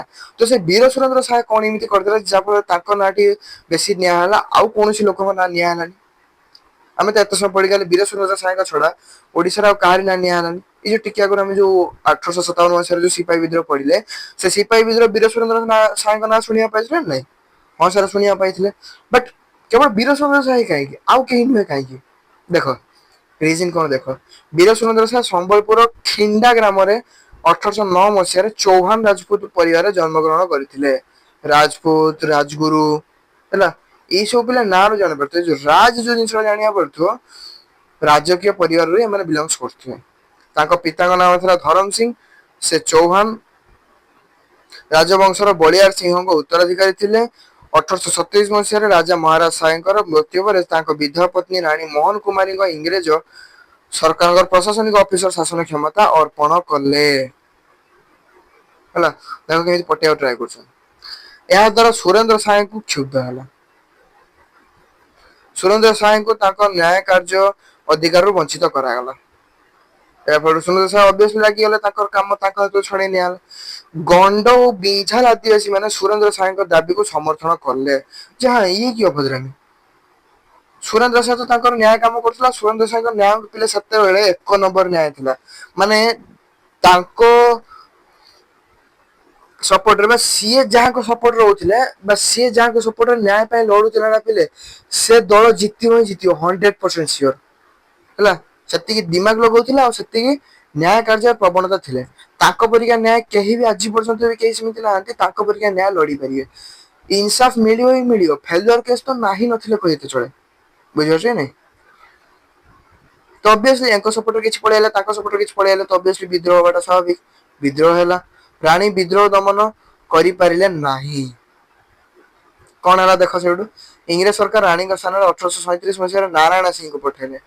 ନାରାୟଣ ସିଂହ ଏଇଠି ଦେଖ କଣ କଲେ। ଦେଖ ଭାରତୀୟ ମାନେ କି ଭାରତୀୟ ମାନଙ୍କ ବିଦ୍ରୋହକୁ ଦମନ କରୁଛନ୍ତି। ଦେଖ ଏଇଠି ଏଥିରେ ସୁରେନ୍ଦ୍ର ସାଏ ଆହୁରି ଉତ୍କ୍ଷିପ୍ତ ହେଲେ। ଯୋଉ ଜିନିଷଟା ମୁଁ ଏବେ କହିଲି ସୁରେନ୍ଦ୍ର ସାଏ ବି ସେଇଟା ଫିଲ୍ କରିଥିଲେ। କାହିଁକିନା ଯିଏ ହଜାର ହଜାର ଲୋକଙ୍କୁ କେସ୍ ସଲ୍ଭ କରିପାରୁଛି, ଫେଲୁଅର ହବାର ଚାନ୍ସ ନାହିଁ ନଥିଲେ କହିଲେ ଚଳେ। ତ ଯଦି ସେଇ ଜାଗାରେ ଯଦି ଏଇ ନାରାୟଣ ସିଂହ କଣ ନାଁରୁ ଜଣାପଡୁଛି ଭାରତୀୟ ହେଇକି ସେ ଭାରତୀୟ ମାନଙ୍କୁ କହୁଛି ନା ତମେ ଇଂରେଜ ମାନଙ୍କୁ ଗୁଲାମ ହେଇକି ରୁହ। ଏଇଟା କି ପ୍ରକାର ଅଭଦ୍ରାମୀ। ଏମାନେ ତ ସୁଧୁ ସହିବେନି ନା। ସୁରେନ୍ଦ୍ର ସାଏ ସେଇଟା କ୍ଷିପ୍ତ ହେଲେ, ଅତି କ୍ଷିପ୍ତ ହେଲେ। ସାଧାରଣ ଜନତା ସୁରେନ୍ଦ୍ର ସାଏଙ୍କ ସପକ୍ଷରେ ସମର୍ଥନ ଜଣାଇଲେ। जो ये ଗୋଟେ ଭାରତୀୟ ଇଏ ଭାରତୀୟ ହେଇକି ଆହୁରି ଭାରତୀୟ ମାନଙ୍କୁ କହୁଛି ତମେ ଇଂରେଜ ମାନଙ୍କ ସପୋର୍ଟ ରୁହ, ଏଇଟା କି ପ୍ରକାର ଭଦ୍ରାମୀ? ହଁ କାହିଁକି ନାରାୟଣ ସିଂଙ୍କ ସେତେବେଳେ ପୋଷ୍ଟ ଅଧିକା ଥିଲା ଆଉ ତାକୁ ସେତିକି ରେସପେକ୍ଟ ମିଳୁଥିଲା ଯେତିକି ରେସପେକ୍ଟ ଏମାନଙ୍କୁ ମିଳିନଥିଲା, ତ ଅବଭିୟସଲି ୟାକୁ ଗୋଟେ ଚଢିଥିଲା ଗୋଟେ ନିଶା ଆଉ। ଇଂରେଜ ସରକାର ବିଦ୍ରୋହ ଦମନ କଲେ, ତାଙ୍କୁ 1840 ରେ ବନ୍ଦୀ କରାଯାଇ ହଜାରିବାଗ ଜେଲକୁ ପଠାଇ ଦିଆଗଲା। କାହାକୁ? ବୀର ସୁରେନ୍ଦ୍ର ସାଏଙ୍କୁ। ବୀର ସୁରେନ୍ଦ୍ର ସାଏ 1857 ବିଦ୍ରୋହର ସମ୍ବଲପୁରରେ ନେତୃତ୍ୱ ନେଇଥିଲେ। ସେଇ ଯୁଗରେ ସେ ତାନ୍ତ୍ୟା ତୋପେ ଲକ୍ଷ୍ମୀବାଇ ନାନା ସାହେବଙ୍କ ସହିତ ସମକକ୍ଷ ଥିଲେ, ମାନେ ତାଙ୍କ ସହିତ ମିଶିକି ଲଢୁଥିଲେ। 1857 ଜୁଲାଇ 31 ଦିନ ବିଦ୍ରୋହୀ ମାନେ ହଜାରିବାଗ ଜେଲ ଭାଙ୍ଗି ବନ୍ଦୀ ମାନଙ୍କୁ ମୁକ୍ତ କରିଦେଲେ। ଏମାନଙ୍କୁ ସବୁ ବନ୍ଦୀ କରାଯାଇଥିଲା ନା, କାହାକୁ? ଲକ୍ଷ୍ମୀବାଇ, ତାନ୍ତ୍ୟା ତୋପେ, ବୀର ସୁରେନ୍ଦ୍ର ସାଏଙ୍କୁ ଇଏ ସବୁ କଣ ବନ୍ଦୀ କରାଯାଇଥିଲା। ଏ ଯୋଉ ଯେତେବେଳେ ବିଦ୍ରୋହ କଲେ, ବିଦ୍ରୋହ କରି ଯେତେବେଳେ ଇଂରେଜ ମାନଙ୍କୁ ଯେତେବେଳେ ଡରାଇ ଦେଲେ ବା ଇଂରେଜ ମାନଙ୍କୁ ଯେତେବେଳେ କମଜୋର କରିଦେଲେ, ସେତେବେଳେ କଣ କଲେ ଏମାନେ ଯାଇକି ହଜାରିବାଗ ଜେଲ ଭାଙ୍ଗିକି ଏମାନଙ୍କୁ ସବୁ ମୁକ୍ତ କରିଲେ ଯେ ନାଇଁ ଆପଣ ଆସନ୍ତୁ, ଆପଣ ମାନେ ଆମ ଲିଡର, ଆପଣ ମାନେ ଆସନ୍ତୁ, ତାହେଲେ ଆମେ କିଛି ଆଗକୁ କରିବୁ ହେଲା। ଏମାନେ ନିଜ ନିଜ ଲିଡରକୁ ସେତେବେଳେ କାଢିଲେ। ହେଲେ ସେଇ ଟାଇମ ରେ ଭାରତୀୟ ମାନଙ୍କ ଏକତା ପରିଦର୍ଶିତ ହେଇଥିଲା। ମୁକ୍ତ ବନ୍ଦୀ ମାନଙ୍କ ମଧ୍ୟରେ ବୀର ସୁରେନ୍ଦ୍ର ସାଏ ଓ ତାଙ୍କ ସାନ ଭାଇ ଉଦନ୍ତ ସାଏ ଥିଲେ। ମନେ ରଖିବ ଏଟାକୁ। ସେମାନେ ସମ୍ବଲପୁର ଆସି ଇଂରେଜ ମାନଙ୍କ ବିରୁଦ୍ଧରେ ଆଦିବାସୀ ମାନଙ୍କୁ ସଂଗଠିତ କଲେ ହେଲା। ଜମିଦାର, ଗୌନ୍ତିଆ ଓ ମାନ୍ୟଗଣ୍ୟ ବ୍ୟକ୍ତି ମାନେ ତାଙ୍କୁ ସ୍ଵାଗତ ଅଭ୍ୟର୍ଥନା ଜଣାଇଲେ। ସାର କେତେ ସମୟ ଲାଗିବ ପିଲା? ସରିଗଲା ତମ ବହି ପେଜ ଉଲଟଉନ, ସରିଗଲା ତମର ବହିଟା। ଜଷ୍ଟ ଆଉ ଟିକେ ଅଛି ପିଲା, ଆଉ 5 ରୁ 10 ମିନିଟ ଲାଗିବ ମାକ୍ସିମମ୍ ହେଲା। ଆଉ କିଛି ବେଶୀ ସମୟ ଲାଗିବନି। ତମକୁ ପାଠ ପଢିବାକୁ ତମକୁ କହନ୍ତନି ନା କଣ? ତମ ପାଇଁ ଫାର୍ଷ୍ଟ କ୍ଲାସରେ ମୋର ଯେତିକି ଟାଇମ ୱେଷ୍ଟ ହେଇଗଲାଣି, 2ଟା କ୍ଲାସରେ ସରିଯାଇଥାନ୍ତା। ବଟ ଫାର୍ଷ୍ଟ କ୍ଲାସରେ ଆମେ ଯେତିକି ଖାଲି ଫାଲତୁ କଥାବାର୍ତ୍ତା ଆଲୋଚନା କରାଇଲେ, ସେଇଥିରେ ମୋର ବହୁତ ଟାଇମ ଲସ୍ ହେଇଗଲା। 3ଟା ପାର୍ଟ ହେଇଗଲା ଭିଡିଓର। ନହେଲେ 3ଟା ପାର୍ଟ ବି ହୁଅନ୍ତା, 2ଟା ପାର୍ଟରେ କାମ ସରିଯାଇଥାନ୍ତା। ଛୋଟିଆ ବିଷୟରେ କଣ 3ଟା ପାର୍ଟରେ ସରିବ? 2ଟା ପାର୍ଟରେ ସରିଯାଇଥାନ୍ତା। ଖାଲି ତମର ଇଣ୍ଟରେଷ୍ଟ ବିଲ୍ଡ କରିବା ପାଇଁ ଇଏ କରୁଛି। ଆଉ ତମେ ବୋର ହେଇଯାଉଛ, ଯାଅ ସ୍କିପ କରିଦେଇ ପଳାଅ। ସ୍କିପ ତ କରିସାରିଥିବ, କିଏ ଥିବ କେତେ ସମୟ ପର୍ଯ୍ୟନ୍ତ? ଜଣେ ଦି ଜଣ ଥିବେ, ନହେଲେ ସ୍କିପ ତ କରିସାରିଥିବ। ସାର୍ ଗୌନ୍ତିଆ ଟା ସାର୍ କଣ? ଇଏ ଗୋଟେ କଥା ବୁଲୁଛ। ହଉ, ଗୌନ୍ତିଆ ପିଲେ ସେଇ ଯୁଗରେ ଗ୍ରାମ୍ୟ ମୁଖ୍ୟ ହିସାବରେ ଜମିଦାରଙ୍କ ତରଫରୁ ରାଜସ୍ୱ ଆଦାୟ କରୁଥିବା ଆଉ ମାଲି ମୋକଦ୍ଦମା ବିଚାର କରୁଥିବା ଲୋକଙ୍କୁ କୁହାହଉଥିଲା ଜଜ। ଏବେକା ଯୁଗରେ ଜଜ ଯିଏ, ସେବେକା ଯୁଗରେ ଗୌନ୍ତିଆ ସିଏ ହେଲା। ସୁରେନ୍ଦ୍ର ସାଏଙ୍କର ସଶସ୍ତ୍ର ଆବିର୍ଭାବରେ ଇଂରେଜ ସେନାପତି କି ଭୟଭୀତ ହୋଇଥିଲେ ହେଲା। ସୁରେନ୍ଦ୍ର ସାଏ ଯେତେବେଳେ କି ଅସ୍ତ୍ରଶସ୍ତ୍ର ଧରିକି ଯେତେବେଳେ ଲଢିବାକୁ ଆରମ୍ଭ କରିଦେଲେ, ସେତେବେଳେ ସୁରେନ୍ଦ୍ର ସାଏଙ୍କର ଷ୍ଟ୍ରେନ୍ଥ ଏମିତି ଥିଲା। ସୁରେନ୍ଦ୍ର ସାଏଙ୍କ ଷ୍ଟ୍ରେନ୍ଥ ଦେଖିକି ଇଂରେଜ ସେନାପତି ଲି ପୁରା ଡରିଗଲେ। ତାଙ୍କ ନିବେଦନ ପତ୍ରକୁ ଉଚ୍ଚ କର୍ତ୍ତୃପକ୍ଷଙ୍କ ବିଚାର ପାଇଁ ପଠାଯିବାକୁ ସେ ପ୍ରତିଶ୍ରୁତି ଦେଲେ। ନାହିଁ, ୟାଙ୍କୁ ଆମେ ସହିପାରିବୁନି, ଏକୁ ଲଣ୍ଡନ ବାଲା ସମ୍ଭାଳିବେ। ତାଙ୍କ ପରାମର୍ଶ କ୍ରମେ କିଛି ଦିନ ସମ୍ବଲପୁରରେ ଅପେକ୍ଷା କଲେ। କିଛି ଦିନ ଅପେକ୍ଷା କରିବା ପରେ ତାଙ୍କ ବିଚାର ନ ମିଳିବାରୁ ସେ ନିଜକୁ ଗୃହବନ୍ଦୀ ପରି ଅନୁଭବ କଲେ। କିଏ? ଲି।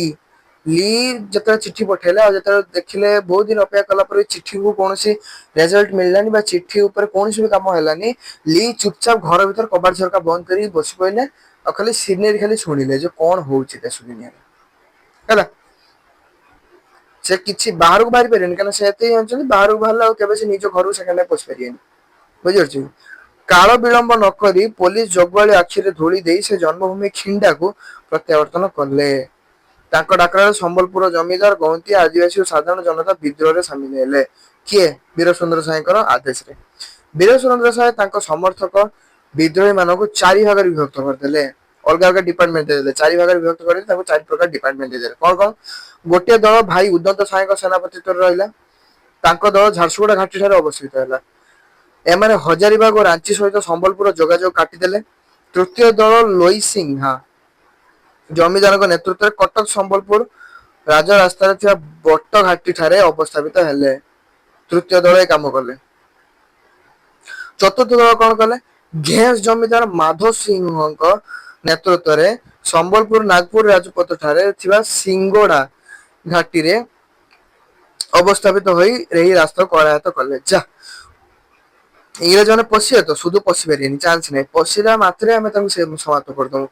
ଯୋଉ 4 ଦ୍ୱାର ଥିଲା, ଯୋଉ 4 ଦ୍ୱାର ମାଧ୍ୟମରେ କି ଇଂରେଜ ମାନେ ଇଜିଲି ଆମ ଓଡିଶାକୁ ପଶି ପାରିଥାନ୍ତେ, ପଶି ପାରିବେ ନାହିଁ। चारिटी मार्ग तांको भाई बंद कर दिया हला। माधो सिंह युद्ध करी बंदी ହେଇଗଲେ ଆଉ ସେ ମୃତ୍ୟୁଦଣ୍ଡ ପାଇଲେ। ଇଂରେଜ ମାନଙ୍କ ପାଖରେ ଯେତେବେଳେ ଟେକ୍ନୋଲୋଜି ଥିଲା ନା ତ ଏତେ ଶୀଘ୍ର ତ ତାଙ୍କୁ ପାରିବାଟା ସମ୍ଭବ ନୁହେଁ। ଯଦି ଏତେ ଶୀଘ୍ର ଯଦି ପାରି ପାରିଥାନ୍ତେ ତାଙ୍କ ଆଗରୁ ଯେତିକି ଲୋକ ମରି ସାରିଲେଣି ନା ସେ ସବୁ ପାରି ଦେଇଥାନ୍ତେ। ଯୋଉଠି ସବୁ ପାରିଲେନି ଇଏ କଣ ପାରିବେ ସେଇଆ ହେଲା ଇଏ ବି ମୃତ୍ୟୁବରଣ କଲେ କାହିଁକିନା ଯେତେ ହେଲେ ଦେଖ ତମ ମାନେ ରାଗୁଛ ବିଦ୍ରୋହ କରୁଛ ମନା ନାହିଁ ବଟ ତମ ମାନଙ୍କର ସେ ମେଣ୍ଟାଲିଟି ଟା ପୁରୁଣା। ତମ ମାନେ ବା ସେଇ ଧନୁତୀର ଆପ୍ଲାଏ କରିବ ସେ ଧନୁତୀର ଆପ୍ଲାଏ କଲେ କଣ ହବ? ତମ ମାନଙ୍କର ବୁଝୁଛି ତମ ମାନଙ୍କର ବିଦ୍ରୋହ ମେଣ୍ଟାଲିଟି ଅଛି ତମ ମାନଙ୍କର ଏକତା ଅଛି ସବୁ ଠିକ ଅଛି। ବଟ ତମେ ଯୋଉ ୱିପନ ୟୁଜ କରୁଛ ସେ ୱିପନ ର କିଛି ଭ୍ୟାଲୁ ନାହିଁ। ସେ ୱିପନ ତାଙ୍କ ୱିପନ ସାମ୍ନାରେ କିଛି ନୁହେଁ।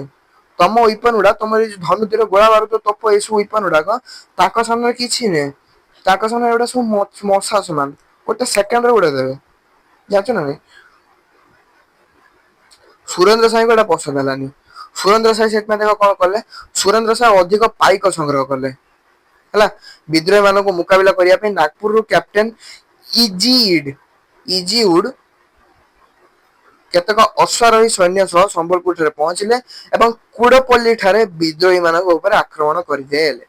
53 ଜଣ ବିଦ୍ରୋହୀଙ୍କ ସହିତ ସୁରେନ୍ଦ୍ର ସାଏଙ୍କ ଭାଇ ଛବିଳ ସାଏ ମଧ୍ୟ ସମାପ୍ତ। ବିଦ୍ରୋହୀ ମାନେ କ୍ୟାପ୍ଟେନ ଉଡଙ୍କୁ ହତ୍ୟା କରିଦେଲେ। ହେଲା।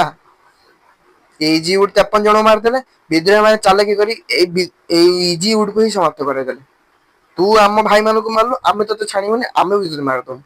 ଏସବୁ ମରାମରି କାମ ଚାଲିଲା। କର୍ଣ୍ଣେଲ ସେଟା ମାନେ ତମ ମାନେ ଇତିହାସ ଛାଡିଦିଅ। ଓହ ସାର୍ କେତେ ଦିନ ପରେ ଆପଣ ଗୋଟେ ଭଲ କଥାରେ କହିଛନ୍ତି ନା ଆଜି ଶୁଣି କାନ ପବିତ୍ର ହେଇଗଲା। କାନ ପବିତ୍ର ହେଇଗଲା ନା କାନ ଗୋଟେ କର୍ଣ୍ଣମୂଳିଆ ହଉଚି ନା ସାଇଜ ହେଇଯିବ। ଇତିହାସ ପଢା ଛାଡିଦବ ସରକାର ତମକୁ ଛାଡିଦବ ଯାଅ ଫେଲ ହେଇଯିବ ଯା।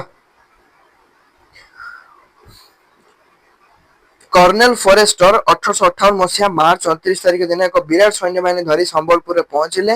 ସେ ବହୁତ ଅତ୍ୟାଚାର କଲେ ଲୋକମାନଙ୍କ ଉପରେ କାହିଁକିନା ସେ କଣ ଉଡ ଏଇ ଯୋଉ ଇଜିଉଡ୍ କୁ ଯୋଉ ମାରିଦେଲେ ଇଜିଉଡ୍ ସହିତ କର୍ଣ୍ଣେଲ ଫରେଷ୍ଟର ପିଲା ଘୋର ସମ୍ପର୍କ ଥିଲା। ବୁଝିପାରୁଛ କି ନାଇଁ ଯେତେବେଳେ ଇଜିଉଡ୍ ଯେତେବେଳେ ମରିଗଲା ଶୁଣିବାକୁ ପାଇଲେ ଇଏ କର୍ଣ୍ଣେଲ ଫରେଷ୍ଟରଙ୍କ ରକ୍ତ ଜଳିଗଲା। ତ ସେ କହିଲା ନାଇଁ ଏମାନଙ୍କୁ ଏତେ ଶୀଘ୍ର ତ ମାରିବାନି ଏମାନଙ୍କୁ ତଡପେଇ ତଡପେଇ ମାରିବା। ତ ସେ ସେଥିପାଇଁ ବହୁତ କିଛି ଅତ୍ୟାଚାର କଲେ। ବିଦ୍ରୋହୀ ଜମିଦାର ମାନଙ୍କୁ ସେ ବନ୍ଦୀ କଲେ ଓ ଫାଶୀ ଦଣ୍ଡ ଦେଇଦେଲେ। ହେଲା ନିଷ୍ଠୁର ଭାବରେ ବିଦ୍ରୋହ ଦମନ କରିବାର ଉଦ୍ୟମ ଜାରି ରହିଲା। 1861 ମସିହା ସେପ୍ଟେମ୍ବର 24 ତାରିଖରେ କମିଶନର ମେଜର ଇମ୍ଫେ ଘୋଷଣା କଲେ ଯେ ସୁରେନ୍ଦ୍ର ସାଏ ତାଙ୍କ ଭାଇ ଉଦନ୍ତ ସାଏ ଓ ତାଙ୍କ ପୁତ୍ର ମିତ୍ର ଭାନୁ ବ୍ୟତୀତ ଅନ୍ୟ ସମସ୍ତ ବିଦ୍ରୋହୀଙ୍କୁ କ୍ଷମା ଦିଆଯିବ। ସେଇ ଯୋଉ 5000 3000 ବାଲା ସେ ଯୋଉ ସ୍କିମ ପାର୍ଟ 2 ରେ ପଡିଥିଲେ ମନେ ନାଇଁ ଆଇ ବଟନ କେତେବେଳେ ଯାଇ ସାରିଲାଣି ବା କଣ କରୁଥିଲ ଏବେ? ହେଁ କଣ କରୁଥିଲ ଆଇ ବଟନ ଯାଇ ଦେଖିଦିଅ। 5000 3000 ବାଲା ସ୍କିମ ଟା 21 ଦିନରେ ପଇସା ଡବଲ। ସେ ସ୍କିମ ସାହାଯ୍ୟରେ ଯୋଉ ଆମର କିଏ ଯୋଉ 2 ଜଣ ମହାରଥୀ